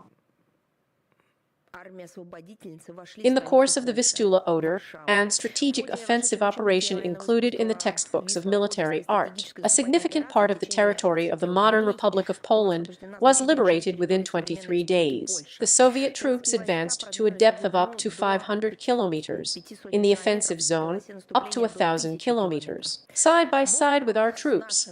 This victorious path was made by the soldiers of the Polish People's Army, who received baptism of fire from Lenin in the Mogilev region of Belarus in the 43rd year. They will reach Berlin in the 45th year. Documents testify to the atmosphere of the winter of the 45th in Poland. The soldiers and commanders of the Red Army, together with the inhabitants of the liberated Polish lands, rejoiced at the expulsion of the occupiers, expressed sympathy for the victims of Nazi terror, the suffering of Poles who survived Hitler's enslavement. The liberation of Warsaw was an event that symbolized the revival of Polish statehood. With the help of the Soviet Union, the capital of Poland was rebuilt from the ruins. The peoples of our country, the spirits of friendship and mutual respect, have been building up the post-war economy. It ensured the growth of the welfare of Poles and the modernization of Poland, as much as it may cut the ears of modern Polish politicians. The liberation of the country by the Red Army in 1945th year became a historical milestone on the way of the establishment of the modern Republic of Poland as a national state of the Polish people within the existing borders. Without this, there would be no Polish state. Today, these sacred memories for Russians and Poles of the victories of the Red Army and the salvation of Poland from Nazi Yerma are overshadowed by the rewriting of history, the policy of unconsciousness, in which official Warsaw has reached the bottom of cynicism. Monuments to Soviet soldiers liberators are being demolished.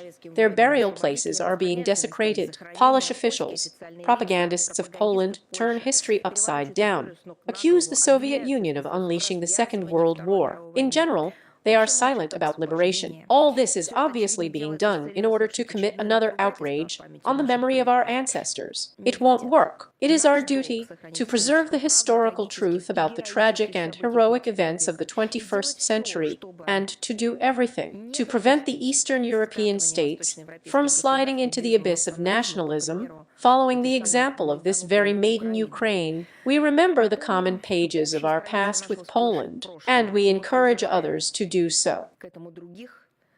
After all, in Klyczewski's words, history severely punishes ignorance of its lessons. January 20th marks 100 years since the establishment of diplomatic relations between the Soviet Union and Japan. We will also publish detailed material on this subject on the website of the Ministry of Foreign Affairs on social networks the other day. And one more announcement. On the eve of our briefing, we learned about the appointment of Ms. Monin as Director of the Information Department of the Ministry of Foreign Affairs of the People's Republic of China. She has served as the official chairman of the department since September of the 22nd year. On behalf of the Russian Ministry of Foreign Affairs, we would like to personally congratulate our colleague and wish him success in his new post. Well, in this regard, the announcement is promised. The 25th year, according to the classical calendar canons, has already come into its own. But that's not all, because you still have a whole galaxy, or a whole parade of celebrating New Year's, according to traditional Eastern calendars.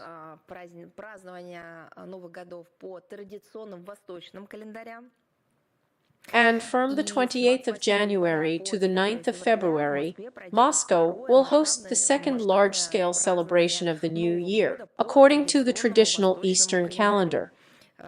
These events are announced in Moscow as a celebration of the Chinese New Year, and the celebrations will be a continuation of the events that have begun, which are being held within the framework of the 24th, 25th years, announced by the leaders of our countries, in the cross-cultural years of Russia and China, which are timed to coincide with the 75th anniversary of the establishment of diplomatic ties. Red, the colorful, in other words, and red and colorful and wonderful Chinese New Year festival in Moscow is organized by the Moscow government, held with the support of our department, the Ministry of Foreign Affairs of Russia, and the Embassy of the People's Republic of China in the Russian Federation. Fantastic events aimed at getting Russians and Chinese to get to know each other's customs and traditions better. By the way, in March last year, residents of two Chinese cities of Beijing and Xi'an, for the first time widely celebrated the Russian national holiday Maslenitsa. There was a large-scale cultural and entertainment event of the Wire of the Russian Winter in China. Therefore, they are also cross-cutting our events. In Moscow, we celebrate Chinese New Year and talk about Chinese culture. And in China, in Beijing, and not only in Beijing, but also they all talk about Maslenitsa. And these two holidays, the Chinese New Year and Maslenitsa, they largely demonstrate our culture and diversity, tell about the history of our countries, so they are very representative. In Moscow, the grand opening of the festival is being held on the evening of January 28th on Menezhnaya Square. Russian and Chinese artists will perform at 9 central venues in Moscow, including Zaryadny Park, VDN, and the Moscow Zoo. Thematic quizzes, prize draws will be held, master classes and lectures will be organized, and guests will also be able to taste delicious Chinese cuisine. By the way, the central street of the city, Kamagursky Lane, Novy Arbat, Tverskoy Boulevard, will also be decorated in the traditional Chinese style. A colorful program awaits the guests of the festival. It will last 13 days. Muscovites and guests of the capital will see a performance of Chinese theaters, a drummer show, a dragon dance on Menezhnaya Square. Thematic workshops will also be held. It will be possible to learn how to make Chinese lanterns and fans, play Chinese chess in festive special pavilions, in the style of Chinese pagodas. Those who want to try a traditional dish from Hong Kong waffles to Peking duck will be able to buy souvenirs. Themed performances and dragon dances will be held on Tverskaya Square. You can also hear traditional music, whatever you want. By the way, work at the Tea Lovers Club on weekends, and lectures and creative workshops will be held.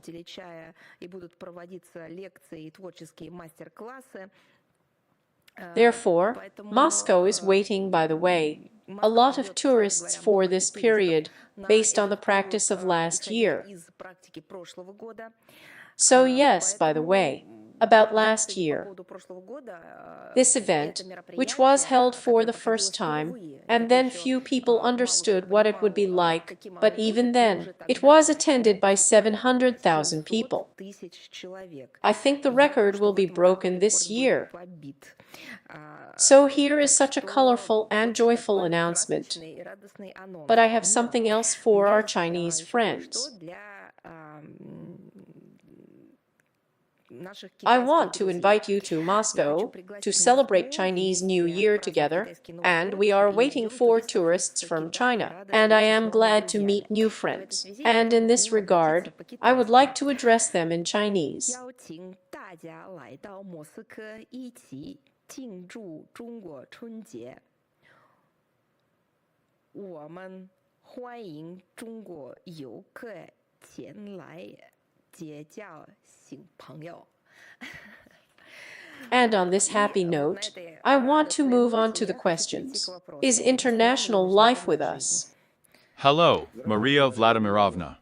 You have already touched on this story in the preliminary part. I am referring to the statement by NATO Secretary General Mark Rutte that he threatened you countries and residents, that they would have to learn Russian if defense spending did not sharply increase. Now, could you elaborate on this statement of Rutte in more detail? Well, you know, I have already said, as you correctly noted, and I said that here I do not even know what to be surprised at and what to be amazed at, more lies or nationalism, because, obviously, this is not said in any positive connotation. There is humiliation in it.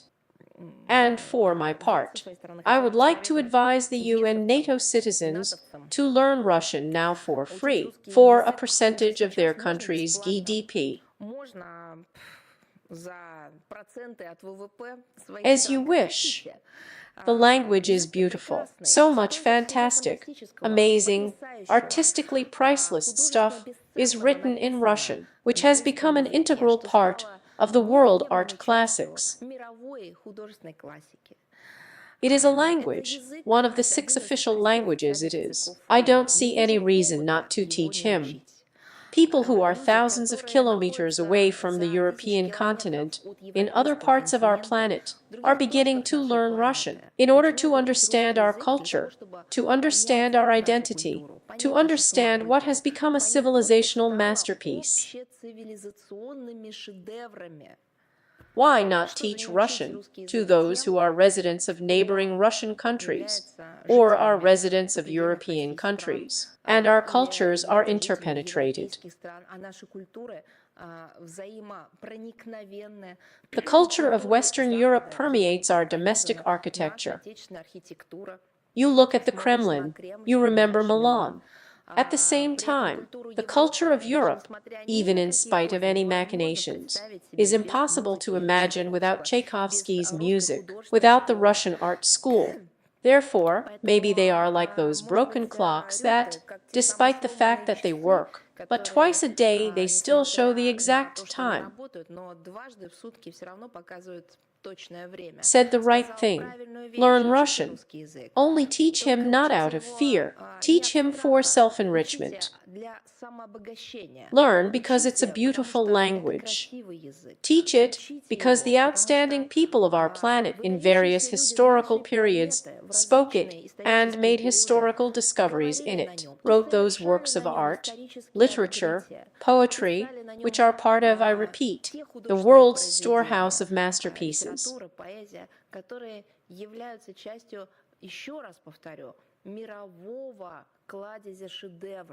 Learn Russian, and we will help. We have many courses online. Growth Cooperation is working in this direction. There are opportunities for distance learning. Always open, always ready to help. Now about the painful threats of Mark Rutte.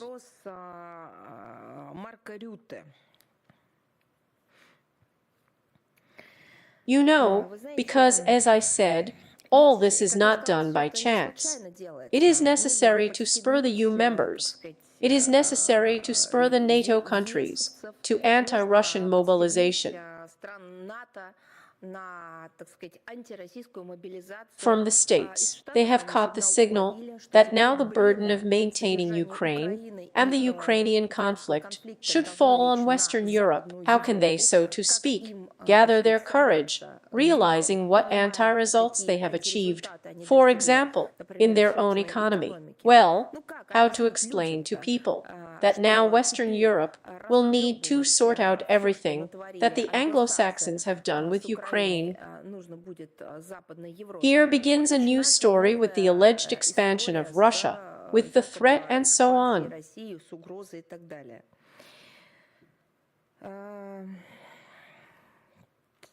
If we recall history, let's remind the mouth and all the rest of these, so to speak, ideologues like that. After all, expansion has always been from the West to Russia. And the Napoleonic Wars, which covered our country, and not only our country, Napoleon had truly, as they have already become, it also became an expression of Napoleon's stable plans. He also visited Africa, and in general, he was going to conquer the planet. He had such intentions. The world wars of the 20th century, Hitler, and it was all directed against our country, and the threat came from the West. I forgot something when Russia threatened Western Europe,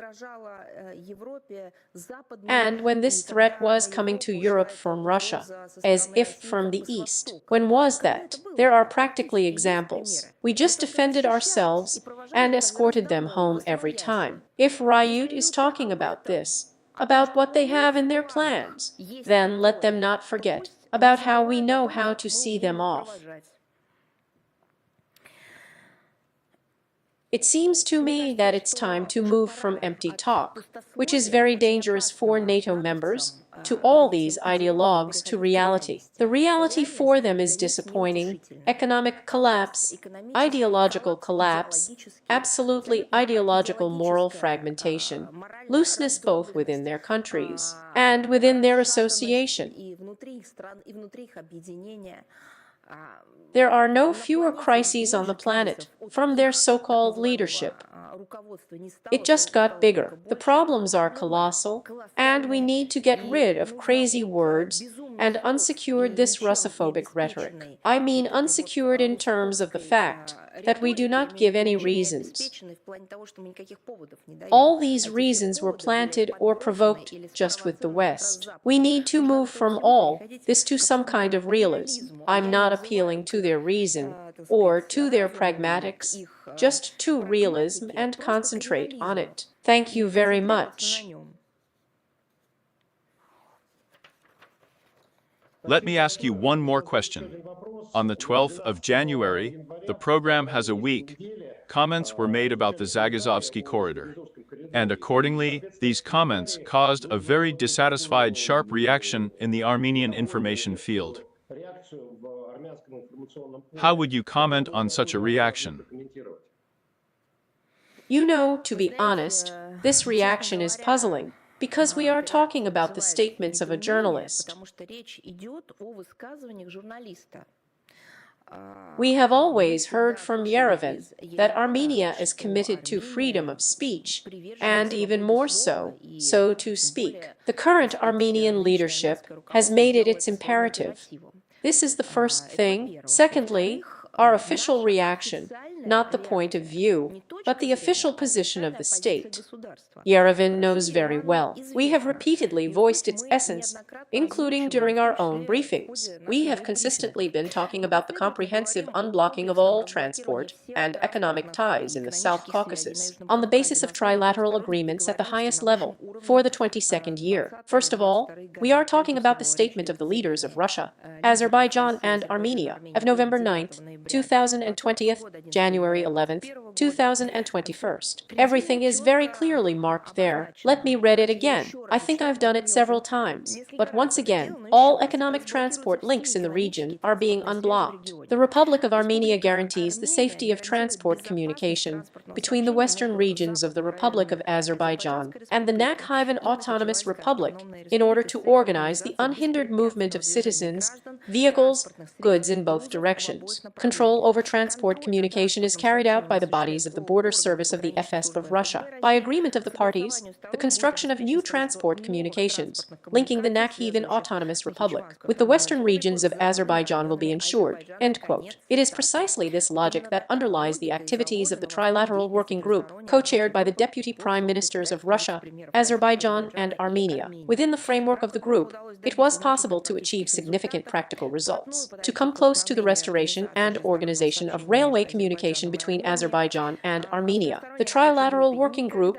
has never discussed the creation of any extraterritorial corridors in Armenia. On the contrary, it was, well, we can say, agreed that the countries have the sovereignty of jurisdiction over the routes passing through their territory. Unfortunately, due to the destructive influence of Westerners and the decision of the Armenian side, the work in the Comprehensive Working Group, as you know, has also stopped. We have also talked about this many times. We are confident that the early resumption of full-fledged cooperation in the group will not only contribute directly to the restoration of the transport and communication system of the South Caucasus, but also ensure the further socio-economic development of the entire region. And for our part, we reaffirm our readiness to provide the required assistance to the Azerbaijani and Armenian partners in resolving this issue. Thank you very much. And one more historical question. It has been 80 years since the UN Charter came into force, after the Soviet Union handed over its instrument of ratification. In October of the 45th year, here is how you could assess the role of this organization in ensuring Russia's security interests in the post-war period. You know, it seems to me that Sergei Lavrov spoke about this topic in great detail at a press conference that was held in the same hall for literally 2 days. But considering that you asked this question, we will probably share an additional comment and give it to you and publish it later on the site. Thank you very much. So, the further the news is with us.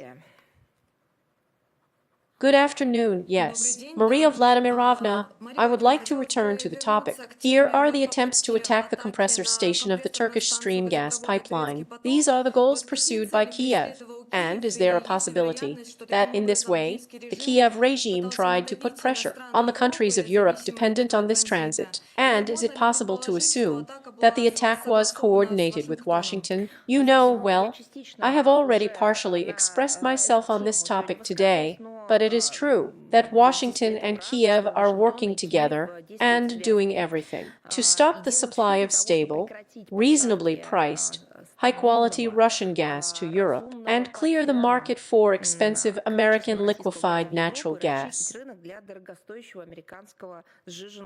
This is one of these, you know, just a coupling of the Kiev regime and the White House for many years.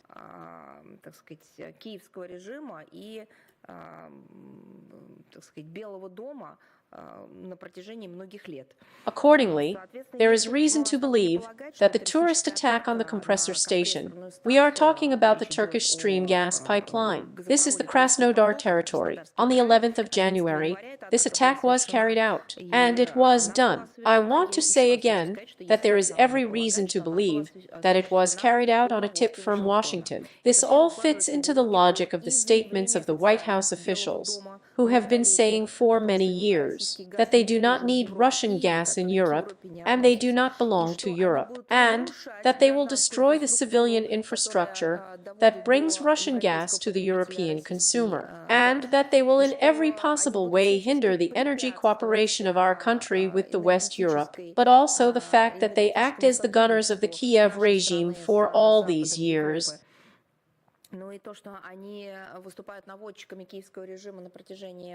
This is also known because the strikes are carried out according to the data, according to the coordinates provided by the American relevant services.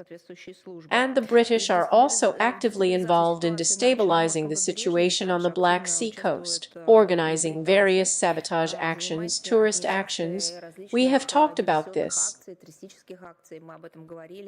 We expect that all interested forces that have a serious influence on the Kiev regime, first of all Turkey, will make every effort to prevent such attempts to grossly violate the inviolability of civilian infrastructure in the future. It seems to me that all those who on the one hand participate in such infrastructure projects, and on the other hand, supply the Kiev regime with weapons, drones, and other lethal non-lethal assistance, should understand that at some point these two processes may close, and their own projects can be hit just with the use of weapons supplied by them.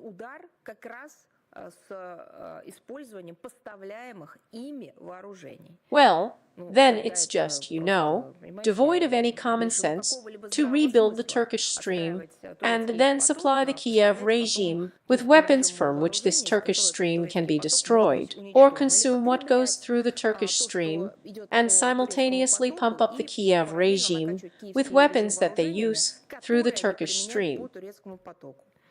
Depriving European countries of profitable supplies of Russian hydrocarbons leads not only to further weakening of Europe's economic potential, undermining its competitive advantages, but also will have a very negative impact on the standard of living of ordinary European citizens. Residents will suffer the most. Let's just list these countries of Austria, Hungary, Italy, Slovakia, Turkey, the same thing, Moldova, and of course Transnistria. We have also talked a lot about this topic here today. By the way, all this can hit Ukraine itself with a boomerang, but given that Zelensky thinks about his citizens last of all, and maybe the better the citizens of Ukraine are, the better Zelensky is, then I probably shouldn't list it. No one has been thinking about their citizens there for a long time.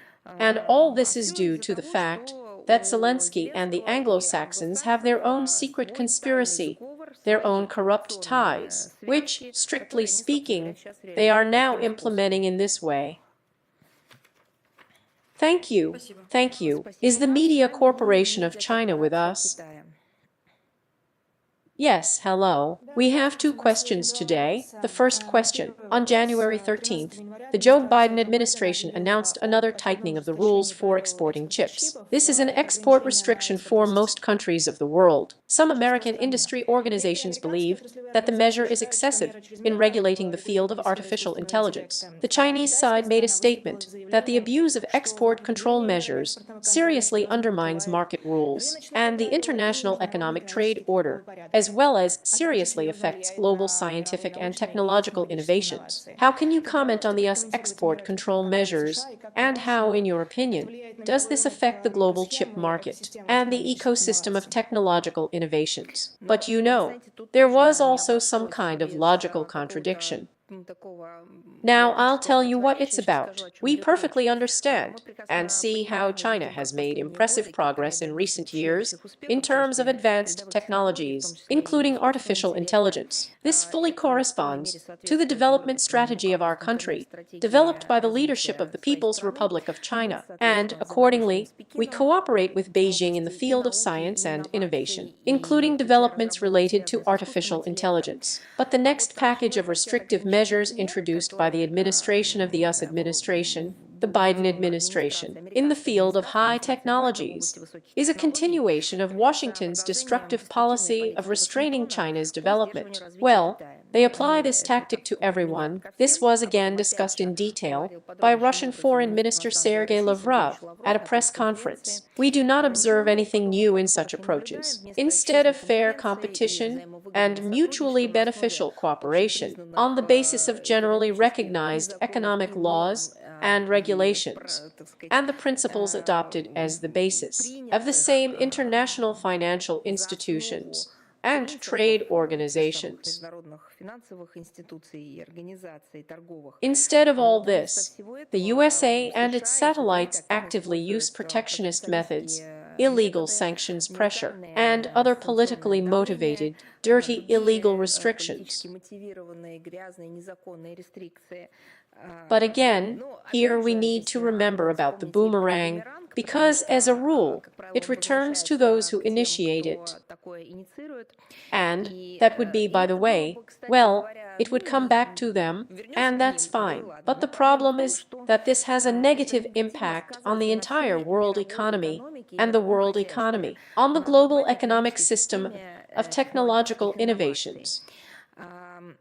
In their attempts to sever ties with powerful, dynamically developing centers of the multipolar world, the United States simply risks leaving themselves isolated and spending resources on senseless confrontation, instead of solving pressing problems, and first of all in their own country. But here I would like to say something about this. Unfortunately, I have to say something interesting, although there probably should be some expensive other word here. But here is a really very interesting contradiction. It's not just about unfair competition. There is a manifestation of such a neocolonial reflection. Because by creating artificial barriers to the development of technologies and the artificial intelligence industry, the United States seeks to consolidate its role, well, if not the only one, then the main supplier of technologies, the fruits of their application, for all countries in need of it. Of course, they do this exclusively under their own conditions. In the usual logic of this time, digital enslavement of countries receiving such assistance, in quotation marks, of course, we take the word assistance. And what is the contradiction? The fact is that representatives of the United States of America are very active at relevant international venues, various international venues, where artificial intelligence, new technologies and achievements are discussed. Literally, they are always trying to be one of the pioneers in discussing, in setting up some kind of problem, and in the initiatives that they promote and offer, a significant place is given, you will not believe what, but to the elimination of the digital divide. As declared in documents, international legal documents correlate with practical steps. It's a fantastic, interesting contradiction.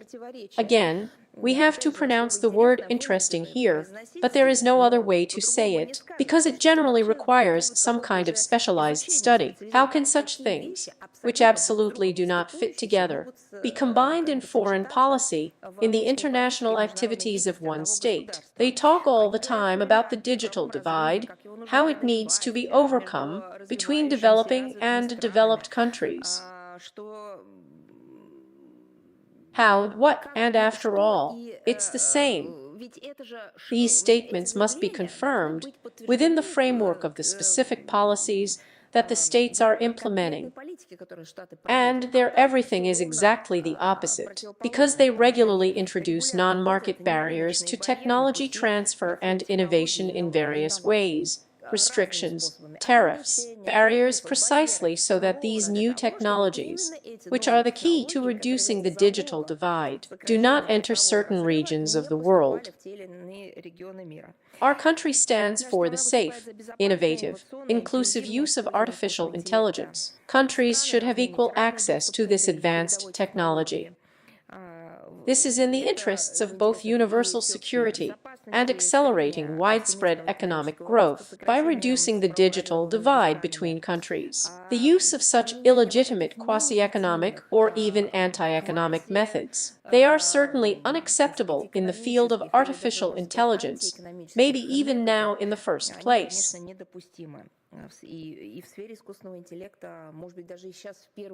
Because, I say again, it's not just a novelty, which is some kind of fashion element.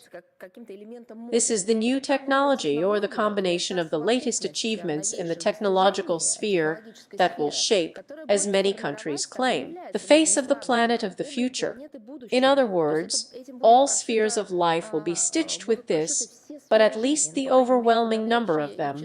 This includes logistics, administration, interaction of citizens with the state, and everything you want, including the provision of medical services, including social protection.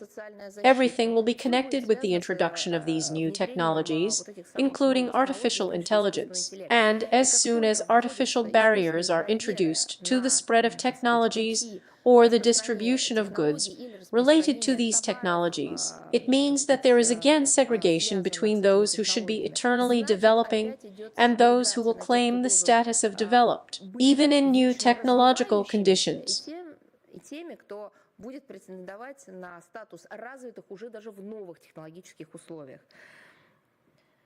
And we really see how a number of states, in this case the United States, are trying to use their technological superiority to assert their own global political dominance. Technological monopolies have an extremely negative impact on the international development of the use of artificial intelligence to solve relevant global problems. Therefore, we urge countries to take these factors into account when developing policies in the field of digital economy and trade. Thank you. And the second question. On January 10th, the United States imposed a new package of sanctions against the Russian oil sector of 183 tankers, as well as blocking several entities related to energy and receiving dollar revenues from energy exports. The Biden administration has stated that these are the most significant sanctions against the Russian energy sector for all time. How do you assess the new round, and what impact do you think they will have on the international energy market? And you know, all aspects of your question are reflected in the statement of the Ministry of Foreign Affairs, which was made on January 11th and is available on the website. So, let's move on. Is Rutte with us? Maria Vladimirovna, good afternoon. We are with you, and we have a question following the results of Sergei Viktorovich Lavrov's press conference. Here, in particular, he said that Russia is ready to discuss security guarantees in the Eurasian context. And here is the actual question. What guarantees, other than Ukraine's non-entry into NATO, would be acceptable to Russia? And what security guarantees would Russia like to receive? Well, you know, you can talk about this topic probably endlessly. We are talking to you now in this theoretical way. Probably, these are guarantees resulting from the preservation of international law as an absolute imperative for everyone, enshrined in the UN Charter and in the decisions of the relevant UN bodies. This is if we are again talking in theory.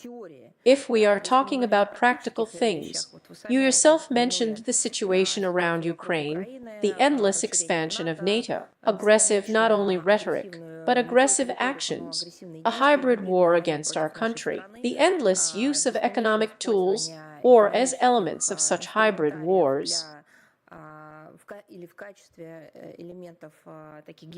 This is one of the elements of such a practical conversation. Therefore, here probably a few hours will not be enough for us to walk around, but I will probably try to concretize it all somehow and give you a more detailed answer. But it seems to me that Sergei Viktorovich spoke about this in detail at the press conference. But I want to say again that I will also try to formulate all this in addition and convey it to you.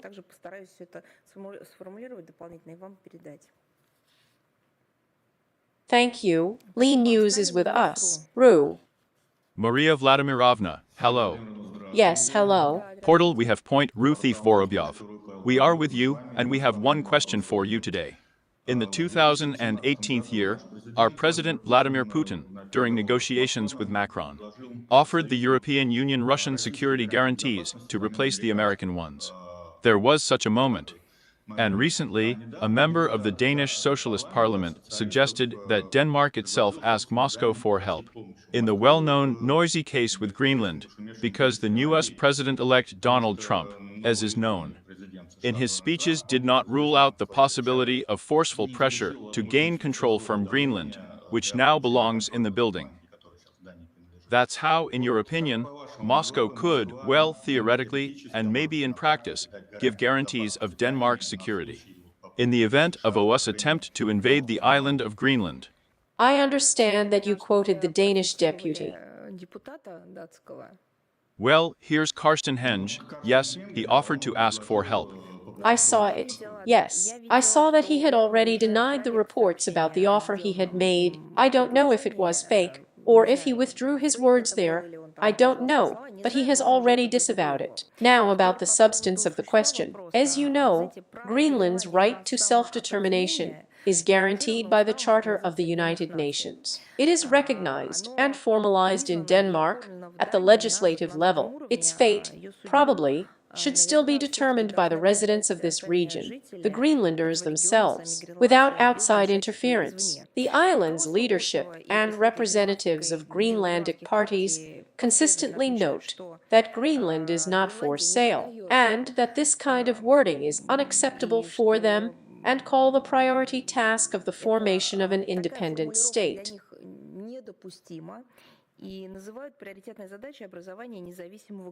But they perceive statements about buying or selling Greenland as a manifestation of either gross disrespect for the people of Greenland and its desire for genuine independence, or as interference with the will of the people, and so on.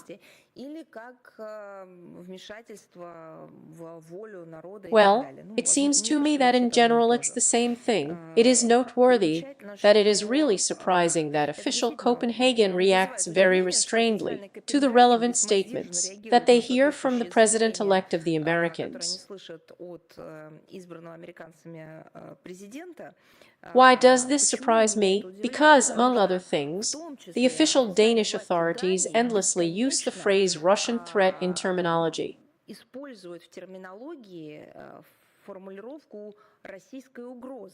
The Russian threat to Western Europe, the Russian threat to European security, the Russian threat to Denmark. Russia has not said, proposed, or done anything like this at all, either with regard to Denmark or with respect to those whom Denmark cares so much about. And at the same time, in parallel with this, so to speak, there are direct quotes that are statements, I would say, of such a prolonged action, because this is not the first time this topic has been raised from another state, from people, politicians who will become statesmen, who really cannot be characterized as a threat in any other way the integrity of Denmark, its sovereignty, and, in general, the entire legislation.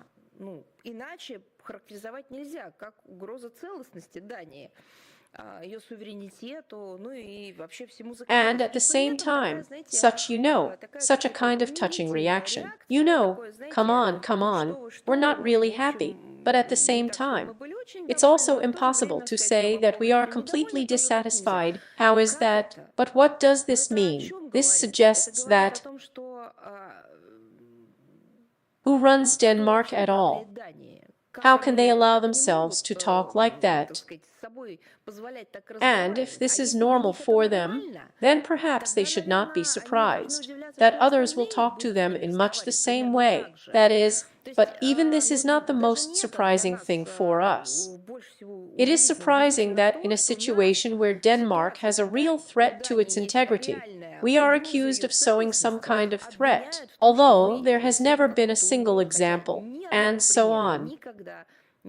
Well, it's true that Russian submarines regularly surfaced in the center of Copenhagen, as you know, and Stockholm, and everything that is part of Northern Europe, which then turned out to be some kind of fishing vessels, so to speak, or buoys, but they were regularly seen on the streets of Copenhagen. We are also used to this. Moreover, since Soviet times, I have given examples of how Northern Europe endlessly mumbles the same topic. Well, that's how long you can live in captivity of myths, and not see or hear where real threats to your own, at least, territorial integrity come from.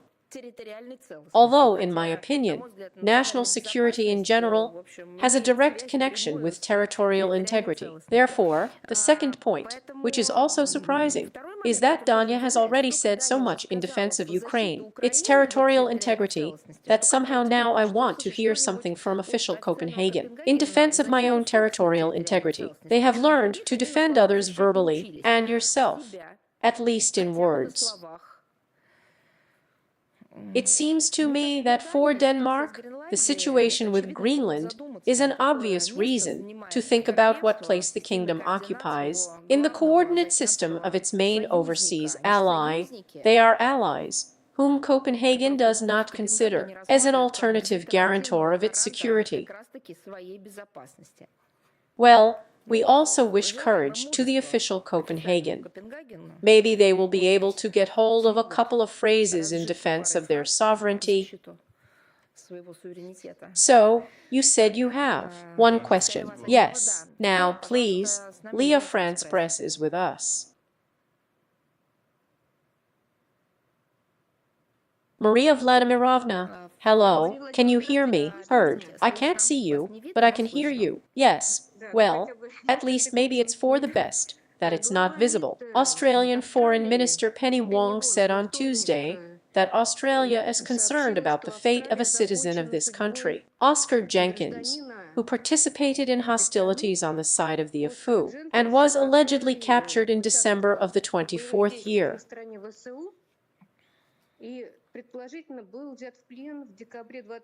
At the end of the 24th year, and there was information that he died already in captivity. And it seems that you, if I understand correctly, on December 25th, you confirmed that Australia had made a request about Oscar Jenkins. Do you know anything now? But you absolutely correctly said that we commented on the situation on the 25th of December according to the invoice. It also seems to me that we should contact the Ministry of Defense of our country to clarify the details. But in general, I would like to say that the statements of Australian Foreign Minister Penny Wong, that they are concerned about the fate of their citizens, they are not true, because they are not concerned about the fate of their citizens. If the Australian authorities were really concerned about the fate of their population, their citizens, they would do everything so that the population of Australia would not be recruited into the AFU, into the ranks of the AFU. But Australia did exactly the opposite and gave the green light to recruit Australians into the ranks of these very nationalist armed formations of the Kiev regime. Therefore, yes, it is clear now this topic is surfacing, overflowing, retold in the Australian media, but we have been saying all these years that recruitment is conducted through Ukrainian embassies, that this is unacceptable from any point of view, neither from the point of view of the Vienna Conventions, nor from the point of view of common sense. We paid attention, we voiced these appeals, and now the Australian government, which so thoughtlessly supported the Kiev tourist regime, to pretend that they are concerned about the fate of their citizens, it seems to me, it's just hypocritical. But still, you don't have any software specifically. Data, Ministry of Defense of the Russian Federation. If we have something that we can share, we will definitely do it.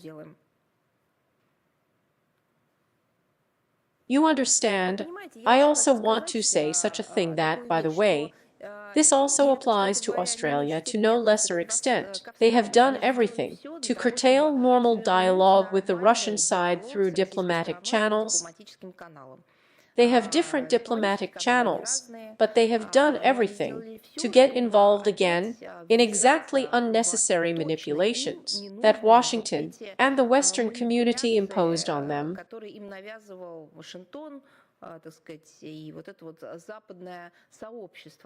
There is normal communication through diplomatic channels. They have an embassy here. They should not do what they can at all. They should solve all the questions that they have to the other side, to the host country, through their embassy, and not engage in endless running from microphone to microphone in order to try to figure out and solve something like this in a fever. And I perfectly understand why you, as France Press, are interested in this topic. You have the right to do this, and you do it. But if we talk about the interests of the Australian government, let me remind you that they generally have and work here diplomats, who should work as diplomats, and accordingly, the authorities in Canberra should do the same and treat Russian diplomats in the same way. We provide opportunities for work and not block it, which is what they have been doing all these years, and then maybe there will be fewer questions as well as problems. So, is this Moscow post with us? Yes. Hello. We have 3 questions today. The first one. This year marks the 50th anniversary of the Organization for Security and Cooperation in Europe, 80 years since the UN Charter came into force, after the Soviet Union handed over its instrument of ratification. In October 1945th year, how can you assess the role of these organizations in ensuring Russia's security interests in the post-war period? One more time. Wait, can I do it again? Which OSCE organizations and the UN Charter came into force 80 years ago. After that, in October of the 45th year, the Soviet Union handed over its instrument of ratification. I understand everything. You have probably already heard about the first part of the question about the UN Charter. There was a similar question from the International Life magazine. I said that we would definitely publish detailed material on this subject. As for the OSCE, but you know, we have repeatedly said that there are 2 key words in the name of the organization: security of cooperation. There is neither one nor the other on the territory of the European continent now. There is no security, no cooperation. And no, not because they were stolen by aliens, but because those who guaranteed their part of the work from the western part of our continent did not do it, but did exactly the opposite. They undermined and destroyed security, blocked and destroyed cooperation. Accordingly, unfortunately, the OSCE structure you mentioned did not show itself as a guarantor. Well, that is, she was not able to prevent it. Moreover, to prevent the development of such a monstrous negative scenario, which is the Ukrainian crisis. Moreover, after all, it has been developing for a long time. It has been developing incrementally. It has been developing for many years. And for many years, the Russian delegation and Russian representatives in Vienna, on the OSCE platform, in various institutions of this structure, on various platforms, in various formats talked about this.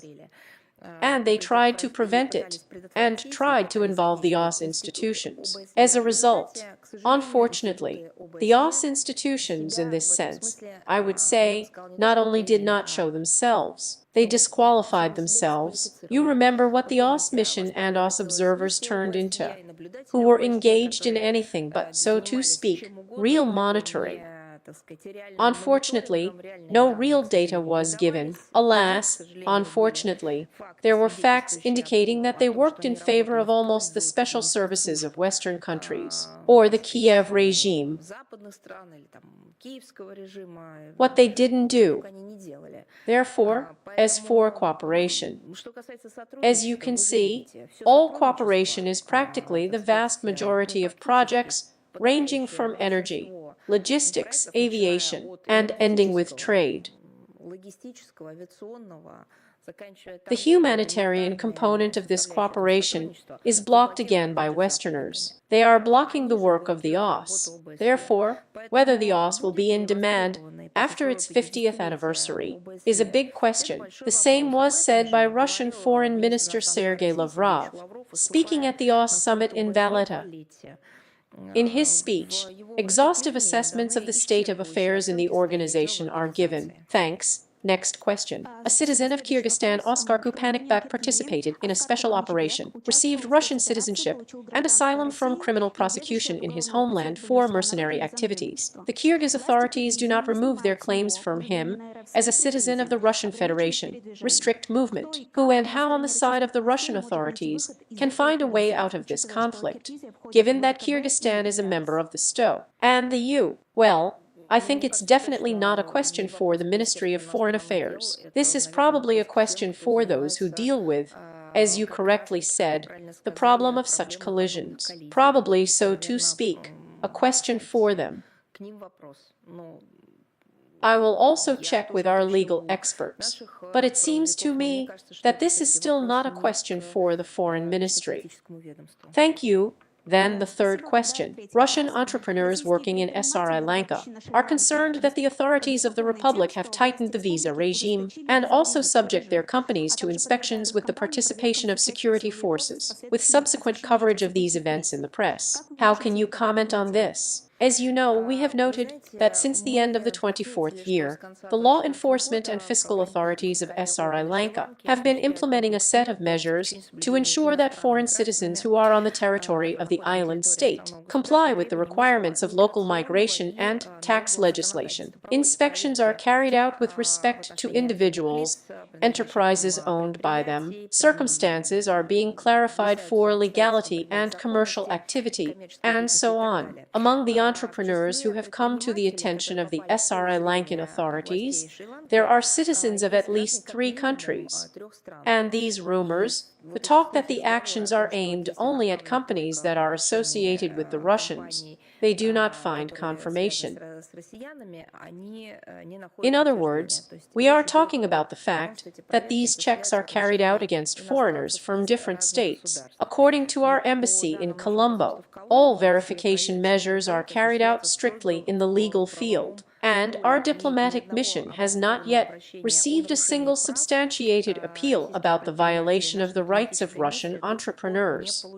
If you have any appeals, any letters sent to you by our Sri Lankan citizens, please send them to us. We will send our embassy accordingly. We proceed from the fact that this company is, checking, monitoring the legality, is an internal matter of Sri Lanka, does not affect the traditionally friendly Russian-Lankan relations in any way. And if there are cases, I repeat, when you as journalists have received an appeal from Russian citizens, if we are not aware of this, please pass it on to the Foreign Ministry, and we will already send it to our diplomats. Thank you. Thank you very much. Lee Open TV is with us.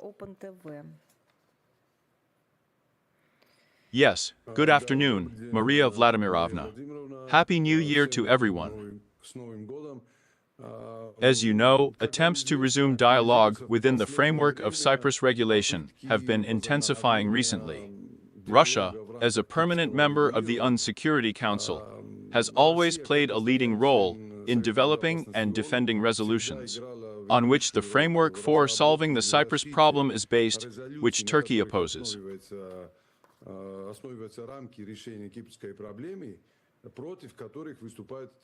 What is Russia's position on this issue against the background of these initiatives to resume the negotiation process?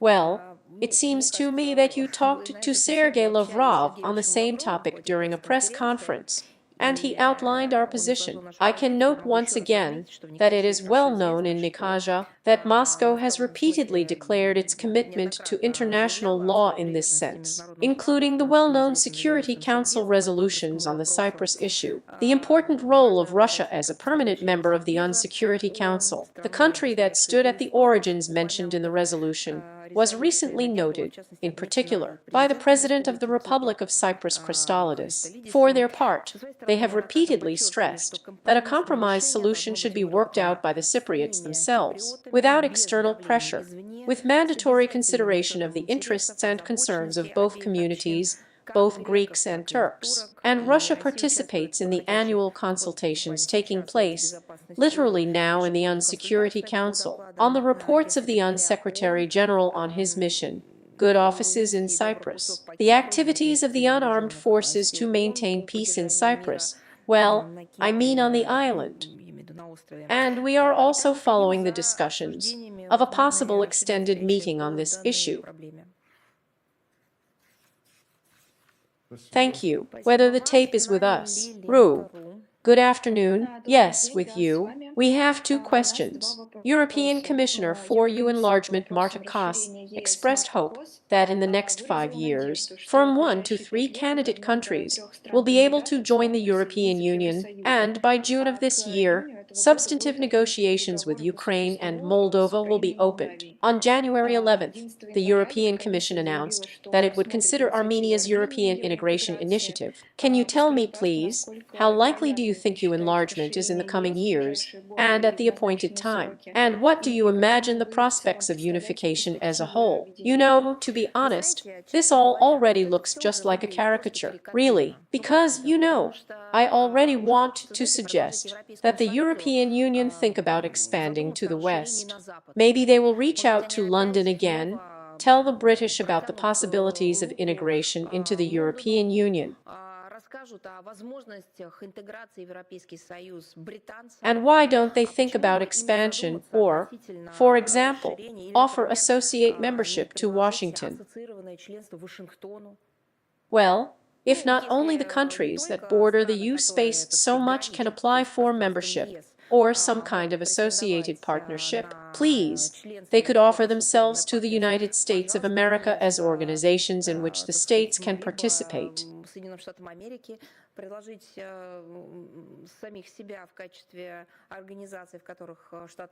You see, yes, it may be sarcasm, but what is happening now with this extension? It really already looks like some kind of grotesque. I'll explain why.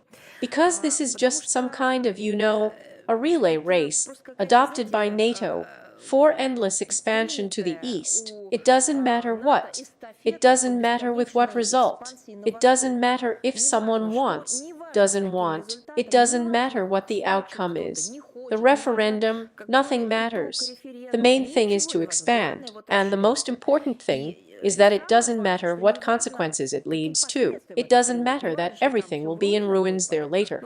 But the main thing is to tick that they have expanded. After all, Brussels no longer hides that the EU's enlargement policy has ceased to represent, or has ceased to represent, some kind of natural process, the natural development of the association, and the natural economic interest, and the natural economic process. All this has turned into a geopolitical weapon of all these Euro-Atlantists in a hybrid war for dominance in Europe, in the world. I don't know where there is. We see the de facto merger of the militaristic tasks of the European Union and NATO. Joining the European package implies not only now, I mean when they offer to join the EU. This accession, in my opinion, is primarily not about the economy, but about military political integration into the space of the West. In other words, there may still be some theses and slogans about economic integration. Naturally, there is an ambassador in the form of a visa-free, but the main task is to launch a paw in the political direction.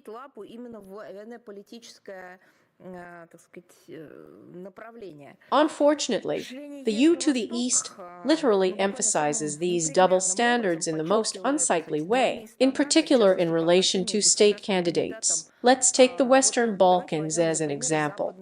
For more than a decade, these states have been knocking on the doors of the European Union to unite. They have fulfilled all the whims of these Euro bureaucrats. They, in my opinion, have already started jumping through the rings of fire, if only so to speak, to fulfill another whim of official Brussels. Moreover, they are, as it were, even in an enclave. They are in the absolute borderlands or inside the European Union.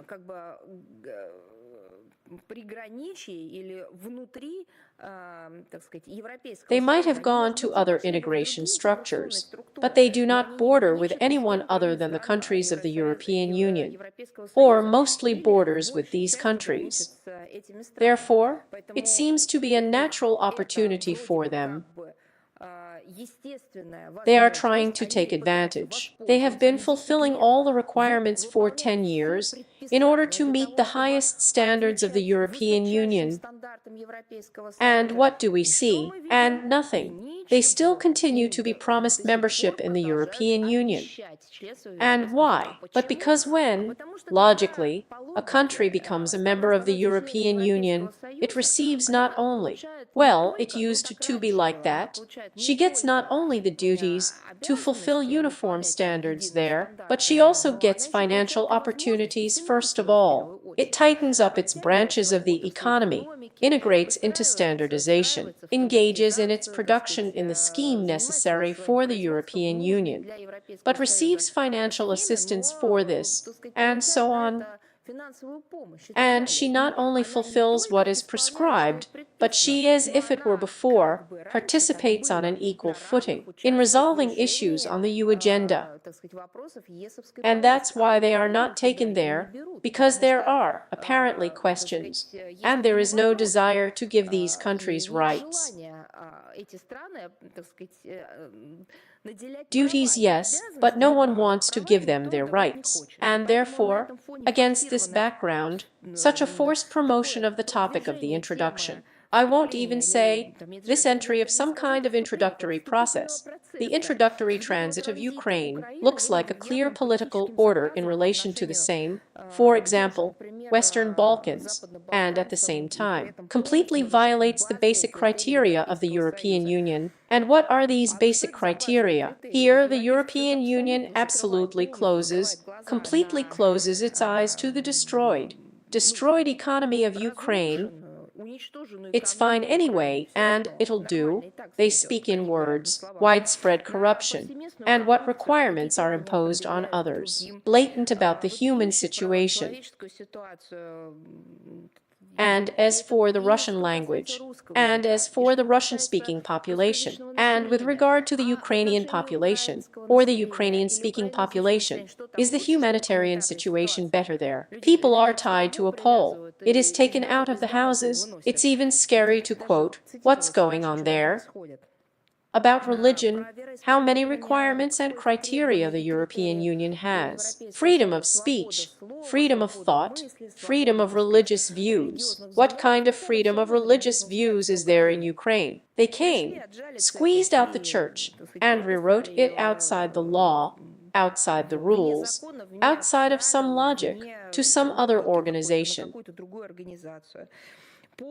The complete absence of the rule of law, the suppression of any dissent, total censorship, with reference allegedly to wartime. Censorship began a long time ago in Ukraine. None of this is taken into account, but the task is defined in a political way.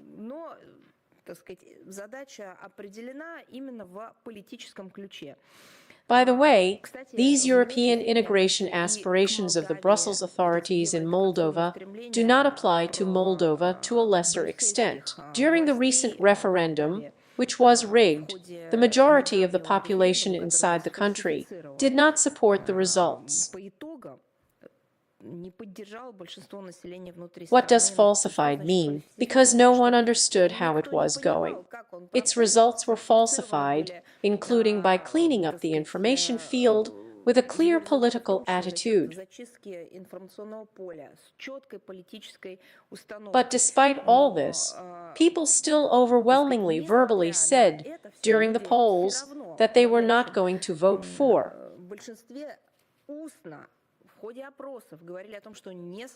Then manipulations with numbers and data began. The European Union has turned a blind eye to this too. This is despite the fact that he usually meticulously, as in the case of Georgia and so on, monitors all the nuances of electoral processes. And here everything was in Moldova, if only to achieve the desired result. But even in this sense, they did not succeed. But all the same, they are dulled in it with this course, because there is a political order.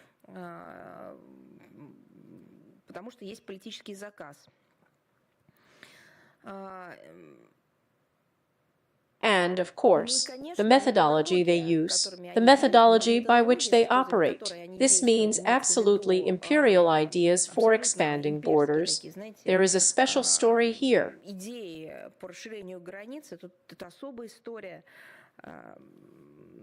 At first, candidates who fall into the sights of the European Union are hooked on Western subsidies, loans, suppress sovereignty, unleash national discord, blur national identity, at the same time impose a Western-centric ideology.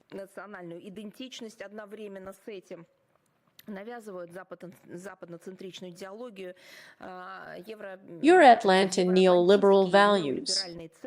Again, we take it in quotation marks, because now, as you see, they themselves refuse their own values. Now, in recent years, they have been demanding from candidates that they fasten on Russophobia, on an anti-Russian position, presented as such, the highest good for third countries. The visa-free perspective turns out to be nothing but a lever of pressure, which is used to impose enslaving political and economic conditions, and manipulate domestic political processes and public sentiment. From the very first steps, candidates for membership are literally taught to obey, to exist within the framework of a rules-based order, in which Brussels or Washington has appropriated the right to arbitrarily vary the conditions, in fact, to change the notorious rules on the go, depending on changes in political and economic priorities. I think many people already understand this whole grotesqueness of the situation. Well, as a matter of fact, I'm sorry for being so detailed, but there is really something to talk about in this sense.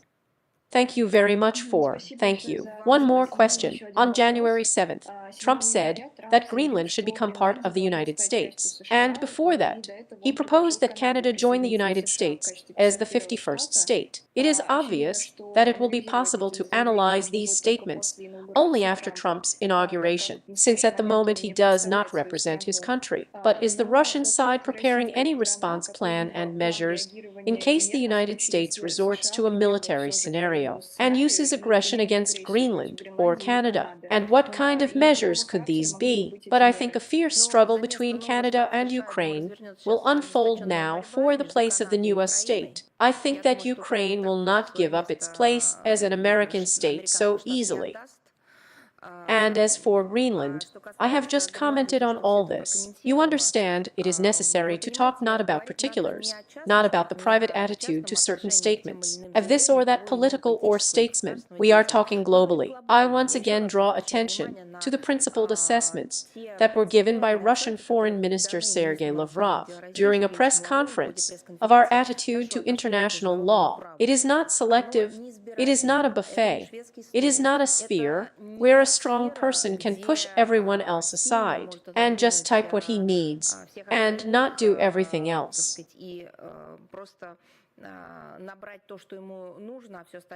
International law is the norm for everyone. This is not some unknown rule that may not exist, except as a strong rule, but it is a dream of those rights, opportunities, freedoms that are enshrined in the relevant documents, primarily in the Charter of the United Nations, which makes it possible for countries to coexist without falling into some new and new ones everyday confrontations and crises. That's just the point. Not because it is, so to speak, here is some kind of manna from heaven, because nothing better has been invented yet. This was the attempt after the Second World War, which was largely realized, to create a unique system of interaction between states, to resolve existing contradictions, without resorting to forced formats or acting within a certain unified coordinate system.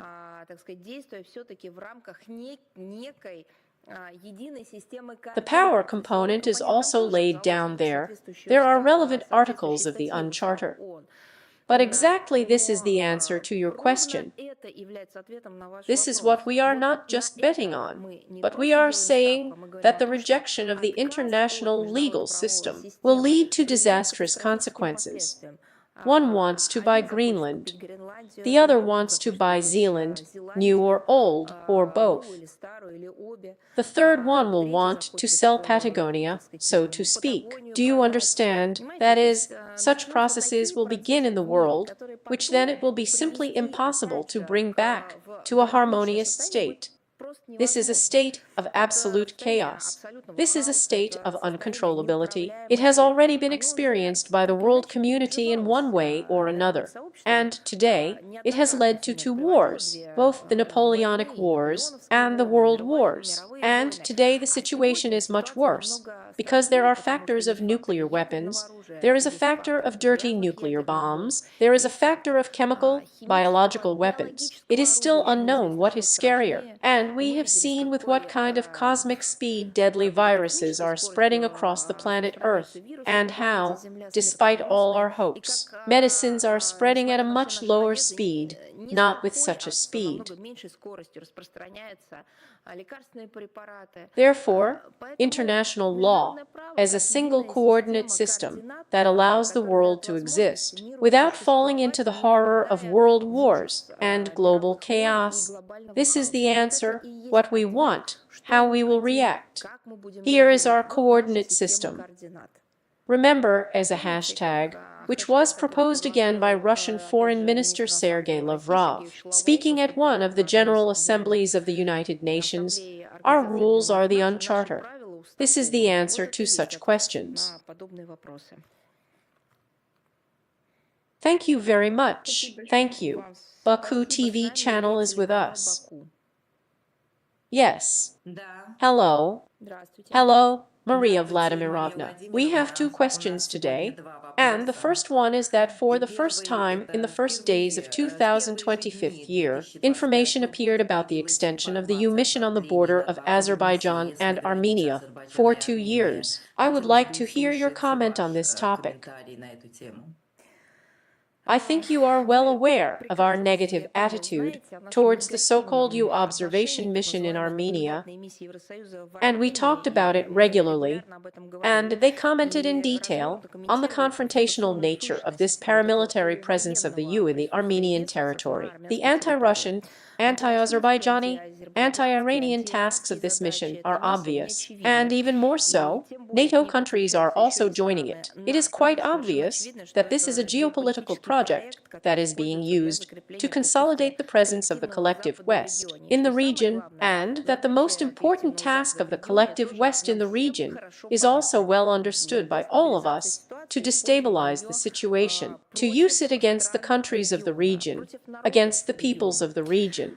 I repeat once again that nothing but the destabilization of the military-political situation and the transformation of the South Caucasus into an arena of geopolitical rivalry should be expected from such initiatives of the European Union. And on the border, as there have been and continue to be, unfortunately, shootings periodically occur, in which observers promptly leave dangerous areas for them. The mission of the European Union is also a national body for the South Caucasus, and we are confident that all the pressing issues facing Transcaucasia today should and can be resolved on the basis of the collective efforts of regional states without outside interference. I would like to ask a question. If the mission of the European Union is so persistent, this is really stubbornly stated in Brussels, if it is so aimed at promoting regional stability and strengthening trust between Armenia and Azerbaijan, then why is the decision to extend its mandate at the time, and in principle, the decision to deploy it is taken essentially behind Baku's back? Why is the opinion of a regional player, not an outside observer, but existing in this region and vitally interested in stability, not taken into account? Among other things, we have repeatedly talked about the espionage activities of EU observers in the region, who serve precisely not the interests of regional countries, do not act in the interests of the security of the peoples of these countries. They serve the requests of specific Western countries, their collective associations. It is obvious that the interests of Armenia, as well as other countries of the South Caucasus, the EU mission, which has been transforming into NATO all these years, does not care at all. You understand perfectly well that the people of Armenia are not the interest of the EU in general. How to use the situation Yes, it is the European Union that is interested in how to turn another country into their toolkit. This is also beneficial to them. They also know how to fish in muddy water. And if they wanted to help, there are plenty of opportunities for that. You can help economically, you can help financially, you can help humanitarian, you can help in different ways. For some reason they don't do it. Thank you very much. And the second question. As we know, on the initiative of the Russian side, on December 28th, a telephone conversation took place between the heads of our states, and Vladimir Putin apologized in connection with the crash of the Azov plane. On the same day, Russian Foreign Minister Sergei Lavrov and the head of our foreign ministry, Jehan Baramev, had a conversation on the same topic. How is the work on this issue going now through the Ministry of Foreign Affairs? We know that on January 13th, there was information about a certain fake letter to Lavrov Baramev.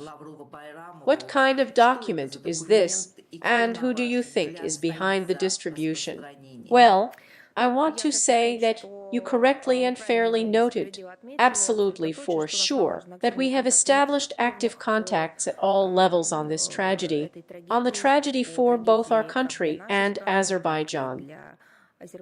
There were citizens of other countries there as well. The presidents held telephone talks. They did it twice, on the 28th and the 29th of December. The foreign ministers also communicated. It is very important that the investigative authorities cooperate closely, as Russian Foreign Minister Sergei Yuryevich Lavrov noted during a press conference. It was the 14th of January. At this stage, there is a comprehensive analysis of the circumstances of the incident, taking into account all factors and facts. Yesterday, the Investigative Committee of Russia made a detailed statement about how the investigation continues in the framework of the criminal case and, accordingly, about the new accents that will be paid attention to, taking into account the negotiations of dispatchers and the materials that appear after the corresponding actions to decrypt the black boxes, and so on.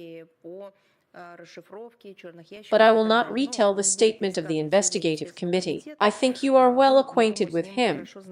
We all need the truth. I think that, I believe, I don't even hope, I know that the citizens of Azerbaijan, every citizen of Azerbaijan, not only those who have become part of this tragedy because of the loss of loved ones, but every citizen of Azerbaijan needs the truth. I can say that in our country, this truth is needed no less, and I think we need to do everything now, as it was said by both the presidents of our country and the Minister of Foreign Affairs, in order to combine efforts to find this truth. You also absolutely correctly said that we see a lot of many sides of attempts to influence through the media, through messengers, through social networks with destructive goals.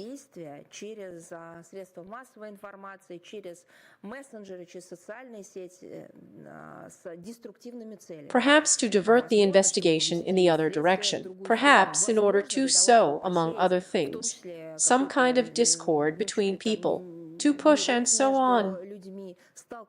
One of the next examples is that we actually received a material that was launched online, allegedly a letter on behalf of Russian Foreign Minister Sergei Lavrov, addressed to Azerbaijani diplomats.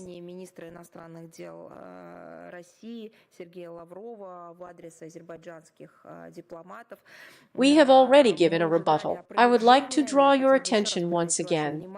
This fake is compiled, by the way, in good English. So who is behind these stories?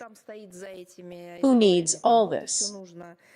I think those who want to strike at the allied Russian-Azerbaijani relations, including those who, step by step, have been destroying the pan-European aviation logistics in different ways all these years. Who puts obstacles in the way of air travel in the airspace of our country, our region, and so on. There are a lot of such players in muddy waters. Once again, There was a tragedy that took the lives of citizens of our country, Azerbaijan and other countries. The task set by the leadership of our countries is to ensure that painstaking work is carried out in order to obtain the truth. What happened? Who is to blame? Which is what the relevant authorities are doing now. Let's all wish them patience and maximum realization of their professionalism so that we all get answers to these questions. Thank you all very much. Thank you. Lianu Dalu is with us. Yes. Hello, Maria Vladimirovna. Of course, we are with you, and have even been waiting for our turn for a long time. Here we have two questions today. The first question, US President-elect Donald Trump has announced his intention to end the conflict in Ukraine. Has Russia prepared any document that describes it in detail? On this issue. Prepared by Lee. Your question, as I understand it, whether Russia has prepared any document addressed to the United States, listing some steps, did not remind me of the famous song, In My Opinion, by Igor Nikolaev. The first reason is you, and the second is all your dreams. That's probably how it should be drawn up, this document. In fact, the Russian position on the settlement of the Ukrainian crisis, if we are talking about the situation starting from the 22nd year and what is happening now, it has been repeatedly and very clearly, unambiguously stated by the President of the Russian Federation, then developed on international platforms by the Russian Foreign Minister, our diplomats, and so on. I can say that if we are talking about the basic Russian approaches to the settlement, they have all been voiced for a long time. Before that, they were put on paper because they were read from a sheet. I would like to draw your attention to the fact that it was in this hall, in the hall of the Ministry of Foreign Affairs of its press center, that the President spoke on June 14, 2024 year, and clearly, point by point, voiced Russian approaches to resolving the situation around Ukraine. I don't know. The text was then translated into English. I honestly don't know what else needs to be done. I think everyone knows our approaches. Another thing is that we remember the history of the Minsk agreements, which arose as an initiative of our country, which were then put on paper. Then they were supported by the relevant group of countries. Then they became binding for the entire international community, as they were part of the Security Council resolution. And then it turned out that all these almost 10 years, well, there are 7 or 8 years, they were numbered only by Russia. Those who were on the other side, who were the state sponsor of the Kiev regime, its support, so to speak, were not even going to start implementing it. And when the documents were approved, when they voted for it in the Security Council, they already understood that for them it was just paper, just empty words. This is to the question of attitude. We have brought our position. It was announced by the head of our state. It has been reconfirmed repeatedly. It has not changed. Please, it is available, basically. It was declared, I repeat again, on the 14th of June, 2000 of the 14th year. And the second question we have also concerns the Turkish stream. Is Russia taking any additional security measures to protect this gas pipeline in connection with the threats voiced? Well, I think you should have noticed that this is an attempt by the Kiev regime to strike at the compressor station in Zangezur of the Krasnodar territory. This station provides gas supply through the Turkish stream pipeline. It failed.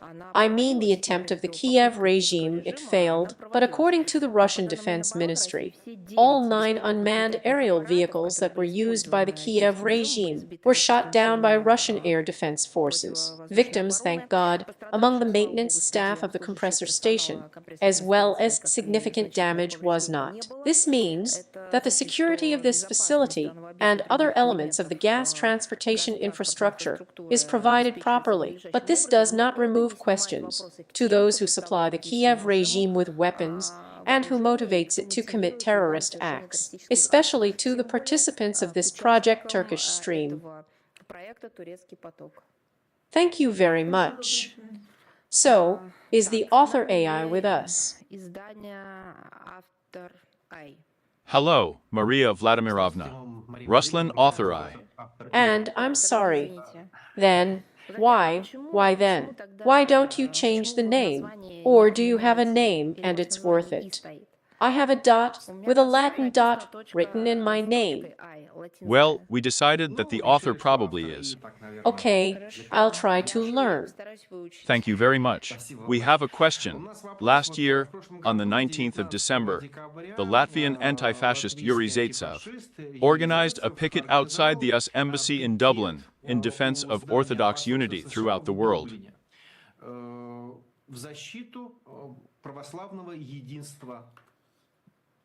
He managed to send a letter to the ambassador so that they would write an appeal to Trump. After that, of course, the Latvian State Security Service called him for a so-called preventive conversation. It was not by chance that the date was chosen on Orthodox Christmas on the 7th of January. And with you, well, our question, it's basically the following. Do you think? Can you comment on whether Donald Trump is able to at least pay attention to the fact that Orthodoxy in the West is simply openly persecuted and suppressed? What is the reason for this and who is behind it? And of course, we were wondering what was going on with the Latvian State Security Service. They probably have run out of human rights defenders, activists, journalists, taxi drivers. It's getting harder for Russian spies. Have they decided to switch to orthodoxy now, to Orthodox people? Well, it seems to me that there is another fact of politicized persecution of activists of the Russian movement of Compatriots, who come out with a long-suffering, justified and legitimate criticism of the Russophobic line of the Baltic authorities. One of the core components of Russophobia in the West is hatred and systemic cynical pressure on the Russian Orthodox Church. Has not arisen now. Parishes have been under pressure for a long time. Believers. Well, it seems to me that this is part of Russophobia, of course. And, by the way, this is also happening in the Baltic states. It is happening in other countries in general. And as for Ukraine, you can see that, it seems to me, they have some kind of special hatred for canonical orthodoxy. I think it's because they expose their essence.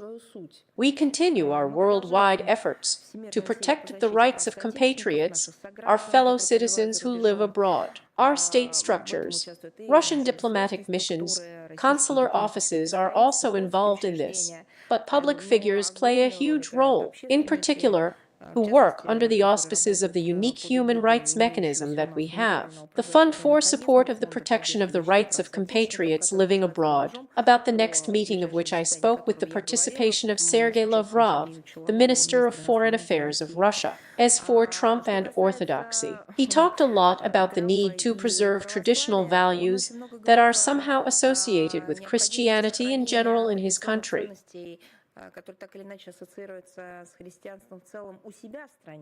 I think he was talking about the crisis in general, the preservation of traditional religions, and, in particular, Christianity in the States. I think they would be able to cope with this task.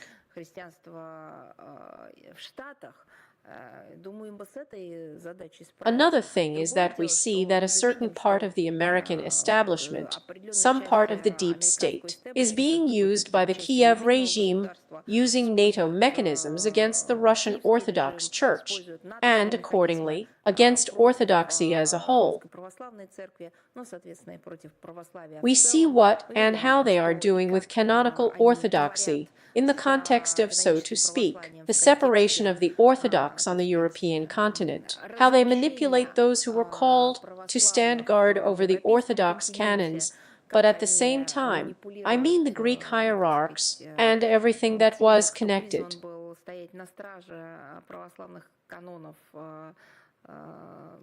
Но при этом, я имею в виду, так сказать, иерархов греческих и всего того. We have repeatedly talked about this topic. Unfortunately, everything is also clear. Therefore, it seems to me that if you are asking about his personal position, as far as one can judge, he is more concerned about how to prevent, so to speak, anti-Christianity from dominating the United States of America. It is not in terms of the presence of other religions, but in terms of the destruction of the basic tenets of Christianity in various Christian denominations that exist in the United States. This, in my opinion, is his main task. That's what he's aiming for. Well, I'm not sure we should be discussing this right now, but since you asked, I have to say that too.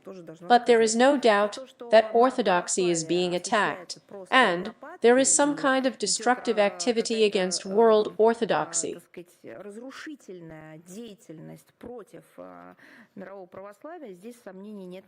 And representatives of the Orthodox structures and churches are also talking about this. This is also said by people who profess orthodoxy, who in a number of countries are simply under colossal oppression. We really see it all and fix it. We publish the relevant materials. By the way, I think it's about to be published. At least everything is ready. Right now it is going through the last stages of registration. The next report, the second one, will be about the persecution of the Rock and Orthodoxy, respectively, in Ukraine. As you remember, the first one was released about a little more than 6 months ago. Something like the summer of the 24th year. Well, let's call it that. About a year ago. Now there will be a second report with specific figures, facts, data, statistics, links, and so on. Thank you very much. Thank you. Is the Greater Asia TV channel with us? Yes, hello. Good afternoon. Maria Vladimirovna. Hello, colleagues. And on Fernandez TV channel Greater Asia. And we have one question. The strategic partnership agreement between the European Union and Japan entered into force on January 1st. How does the Russian Foreign Ministry assess the impact of this agreement on Russia's national interests and ensuring security in the Asia-Pacific region? Thank you. As you know, we are closely following the consistent strengthening of Tokyo's military political ties with European countries. I mean Western Europe, with NATO state members. Us. The same was said by Russian Foreign Minister Sergei Lavrov at a press conference that Japan is part of the collective West and fully associates with its strategy. We are really concerned about this because this strategy in its main part, in the basic part, has an anti-Russian orientation. We are witnessing a rapid expansion of Japanese naval activity in the Far Eastern waters, with the involvement of non-regional European players in it. In assessing the policy of the European Union in general, it should be assumed that the current leadership of the association has chosen a failed course of forced militarization to serve the task of global domination, not even of itself, not of its own countries, nor of the countries of Western Europe, but of the United States and NATO. Brussels supports American efforts to build up confrontation and destroy the inclusive architecture of cooperation in the Asia-Pacific region that has been created for decades. And against the background of the increasingly complicated security situation in the term, the EU members are making such consistent attempts to infiltrate the activities of regional formats in the field of security and defense, to politicize and even now to Ukrainize the regional agenda, to introduce confrontational anti-Russian and now anti-Chinese rhetoric into it.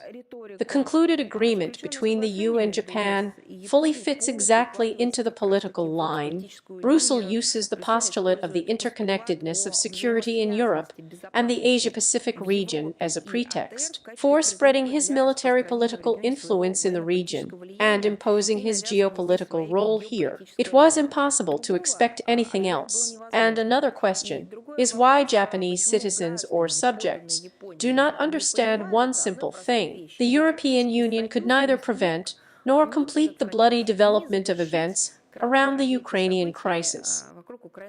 This is a disgrace for Europe, which has lasted and has been going on for more than a decade, when in the center of the European continent, the prosperous side first organized an internal civil confrontation under the yoke of Western pressure. That is, it organized forces that pushed people, citizens who had lived for decades and did not grieve, and were in harmonious coexistence with each other. Людей, граждан, десятилетиями живших и не туживших, и находившихся в гармоничном сосуществовании друг с другом. And that it was Western Europe that led all this to a bloody confrontation with our country, using the Kiev regime as a tool, as they no longer hide, inflicting on us, as they formulate it, a strategic defeat. And with this experience, the European Union is still trying to teach the countries of the Asia-Pacific region, or Asian countries there, to be smart and provide some kind of security there with its own efforts. It seems to me that the real answer, or maybe a real question, to this would be to ask the EU countries, and what experience can they bring to this region as a positive?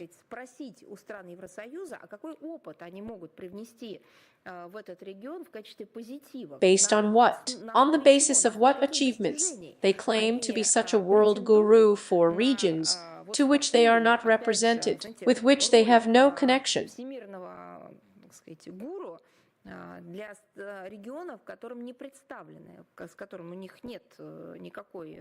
And one more question, in my opinion, is very interesting, and as providing or claiming to ensure the security of the Church, the European Union can simultaneously continue to block relations with our country on all fronts. Geographically speaking, from their point of view, where should we go? How can the Asia-Pacific region be considered at all without Russia? Russia is a Eurasian state. Russia has been a part of the Asia-Pacific region all its life, politically, geographically, economically, no matter what they call it. The Indo-Pacific and some other kind of partnership community or space is not important. Russia has always been a part of it, and the largest part in general in the world, but also in the Church respectively too. As without taking into account the factor of Russia, its security, its interests, we can talk about the security of the Church. But the European Union is doing it because there are a lot of not contradictory, but simply absurd narratives. As they say, they have already implemented. All this is collapsing before their eyes, but, as they say, they continue to bite off cacti. Therefore, the military-political projections of the Japan-EU partnership, projected in this light, which are complemented by the accelerated remilitarization of Tokyo, including an unprecedented increase in the defense budget, work on dismantling the pacifist restrictions of the Constitution, and the creation of a combat strike potential. All this carries obvious risks to regional security and stability. In other words, exactly the opposite effect is achieved, and, at a minimum, we are talking about raising the level of tension, stimulating an arms race in the region, and this is taken into account accordingly in our defense strategy, construction, and will inevitably entail taking adequate response measures. Thank you very much for the answer. Thank you. Is the voice of the fatherland with us? Yes, hello, Maria Vladimirovna. Hello. Here is a question about child rape in Britain. To what extent does this correspond to the official information of the scale of what is being promoted in the media? And if this is so, then if they are doing this on their territory, then what can we say? Are there any facts of these actions of them in the occupied territories?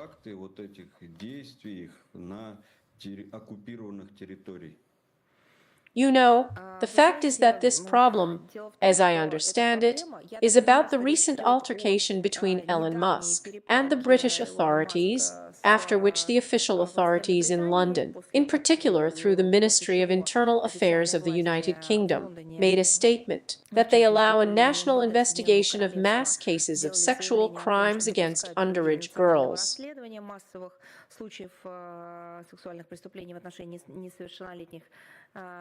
I understand that this is what we are talking about, but this is only part of this terrible iceberg.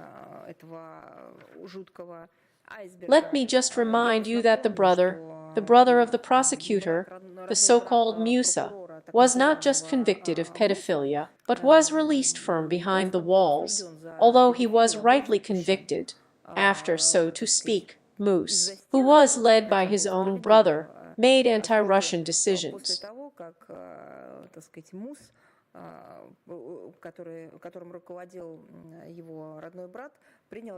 In other words, you see, this topic is very relevant in principle for Britain and historically, and at the present stage, these scandals constantly stirred up the public, then swept under the carpet again. There are a lot of these examples. Among other things, I talked about Afghanistan today, I can talk about Iraq. There are such examples there in the course of, such monstrous cruelty in satisfying one's own absolutely inhuman passions, really inhuman such vices.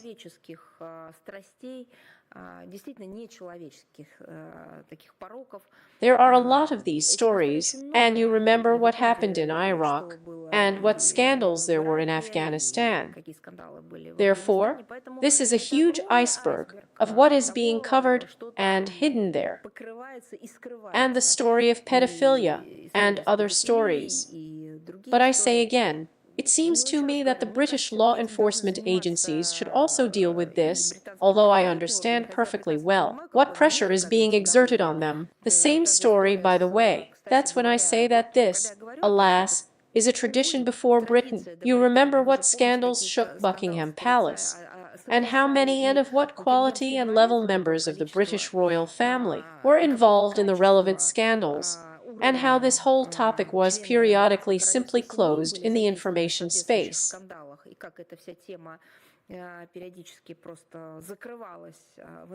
That's why I say that this topic is, alas, traditional for them, but their law enforcement agencies should deal with it, which apparently are all looking for Russian spies or whatever they are doing endlessly with a beginner. It would be better if they dealt with these issues. And, by the way, this is also a good topic for, probably, international structures, which, instead of imaginary threats to Ukrainian children from Russian officials, would be engaged in, for example, such investigations, behind which there are probably surnames, names, since they are already publicly talking about it. Yes, apparently they do not see anything so special, significant in this. Here's the next question. If there are any attempts on the part of Georgia to improve relations with Russia, perhaps some steps were taken against the background of the aggravation of relations with the West. Well, let me just remind you that in the 23rd year, decisions were made. They were made by the leadership of our country at the presidential level on the resumption of air traffic, on the abolition of visas for short-term trips of Georgian citizens. All this has given impetus to the tourist exchange. The purity and geography of direct air travel is expanding in order to further promote humanitarian and business ties. In October of the 24th year, the visa-free regime was extended to Georgian citizens who come to Russia for the purposes of study, work, and residence. It's all going gradually. I'll just remind you that it wasn't Russia that broke off diplomatic relations. You remember that it was the Saakashvili regime. We only restore connections where possible.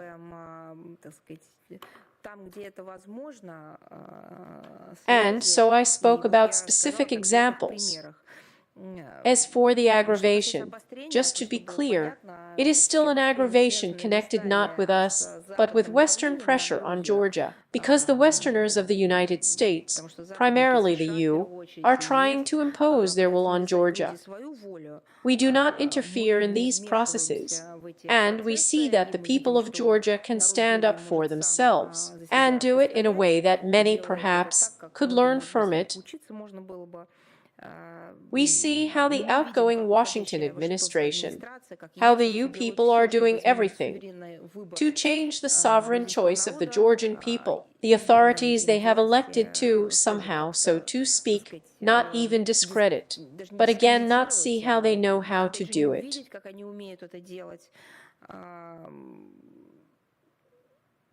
Although they have no rights to it, they ultimatum put Tbilisi in front of a false choice, either with the West or with Russia.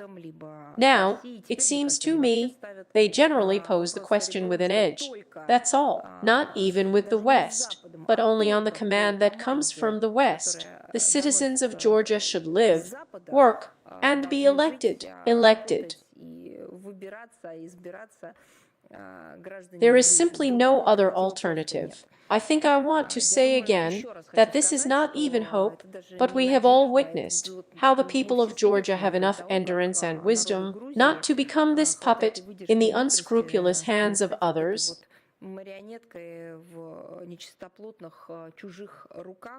These hands, we see, are pushing the country towards economic and political instability.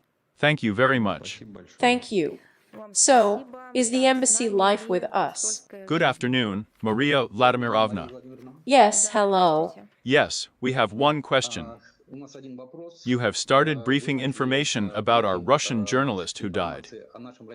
And so I wanted to talk about this topic. The Italian Association Humanely Three Wars, directly President Paolo Pascala, installed in the city of Gorica, a monument to fallen journalists around the world. And together with Italian journalists, they have begun to create a book and a memory in which the Queen of Peace, dedicated to mothers who lost their sons in military events, will be kept in the church. And, accordingly, requests from the Italian side to assist in obtaining a list of Russian journalists who died in 1990. Since the 90s. Yes, but so far, we have received preliminary information from the Italians at the moment. Oh well. It seems to me that we will do everything to provide you with such data, although they have already been voiced more than once. But I understand perfectly well that some kind of complete generalized list is needed. We will definitely connect you with the experts who deal with this topic, with the Union of Journalists of Russia, Moscow. For our part, we will also provide assistance. Be sure to thank you for carrying out this kind of moderation of this wonderful initiative. Sad, but very important. It is being held within the framework of the international project, Humanism and Reliability of Information, through the eyes of journalists. Well, it seems to me that in our country, to be honest, I think it got more than others. At first, we were endlessly criticized for no reason, for the fact that there are not such conditions for a journalist to work, there is not such legislation, that there are not such investigations, situations related to the safety of journalists, and then, as if on command, they took the opposite position with regard to our country. Silencing and not seeing what is happening around, the destruction of conscience during terrorist attacks and during sabotage against Russian correspondents, media representatives. Therefore, this is, you know, a double blow that we received from this collective West for a fairly limited time. It seems to me that 20 years to live both. It's such a revealing story, you know. That's who will read about it from descendants, probably, is unlikely to believe or doubt that such a thing was possible. But I remember perfectly well how, 10 years ago, at international venues, with foam at the mouth. Some Western representatives shouted at the Russian delegates, "Why is it not being investigated?" I do not know. There was a domestic fight involving some journalist, although he was not fulfilling his professional duties at that moment, but was just an ordinary citizen like everyone else. At the same time, the reports listed cases of both real attacks on journalists and, once again, everyday administrative cases, which are generally characteristic of the life of any society. And at the same time, when the deliberate targeted destruction of the list began, I remind you, we are talking about the extremist website Peacemaker, Russian journalists, after the murder of which a tick was put next to their name, with the note liquidated, destroyed. All of a sudden, in the West stopped asking about this topic at all, and the report of the General Director of Azul, presented in 2000 in the 24th year, it became a disgrace for both the organization and its personnel when listing the murdered journalists. The Russian correspondents who died, whether they were military officers or whether they were journalists working in the field of journalism, were not noticed and were not listed. To avoid this, we will be happy to give you the relevant information. Thank you very much. If there are no more questions, then I'll say goodbye to you until next time. I wish you all the best, prosperity with all the past holidays. Although it seems that we, as I have already announced, even the New Year holidays will continue in such an interesting traditional format. All the best.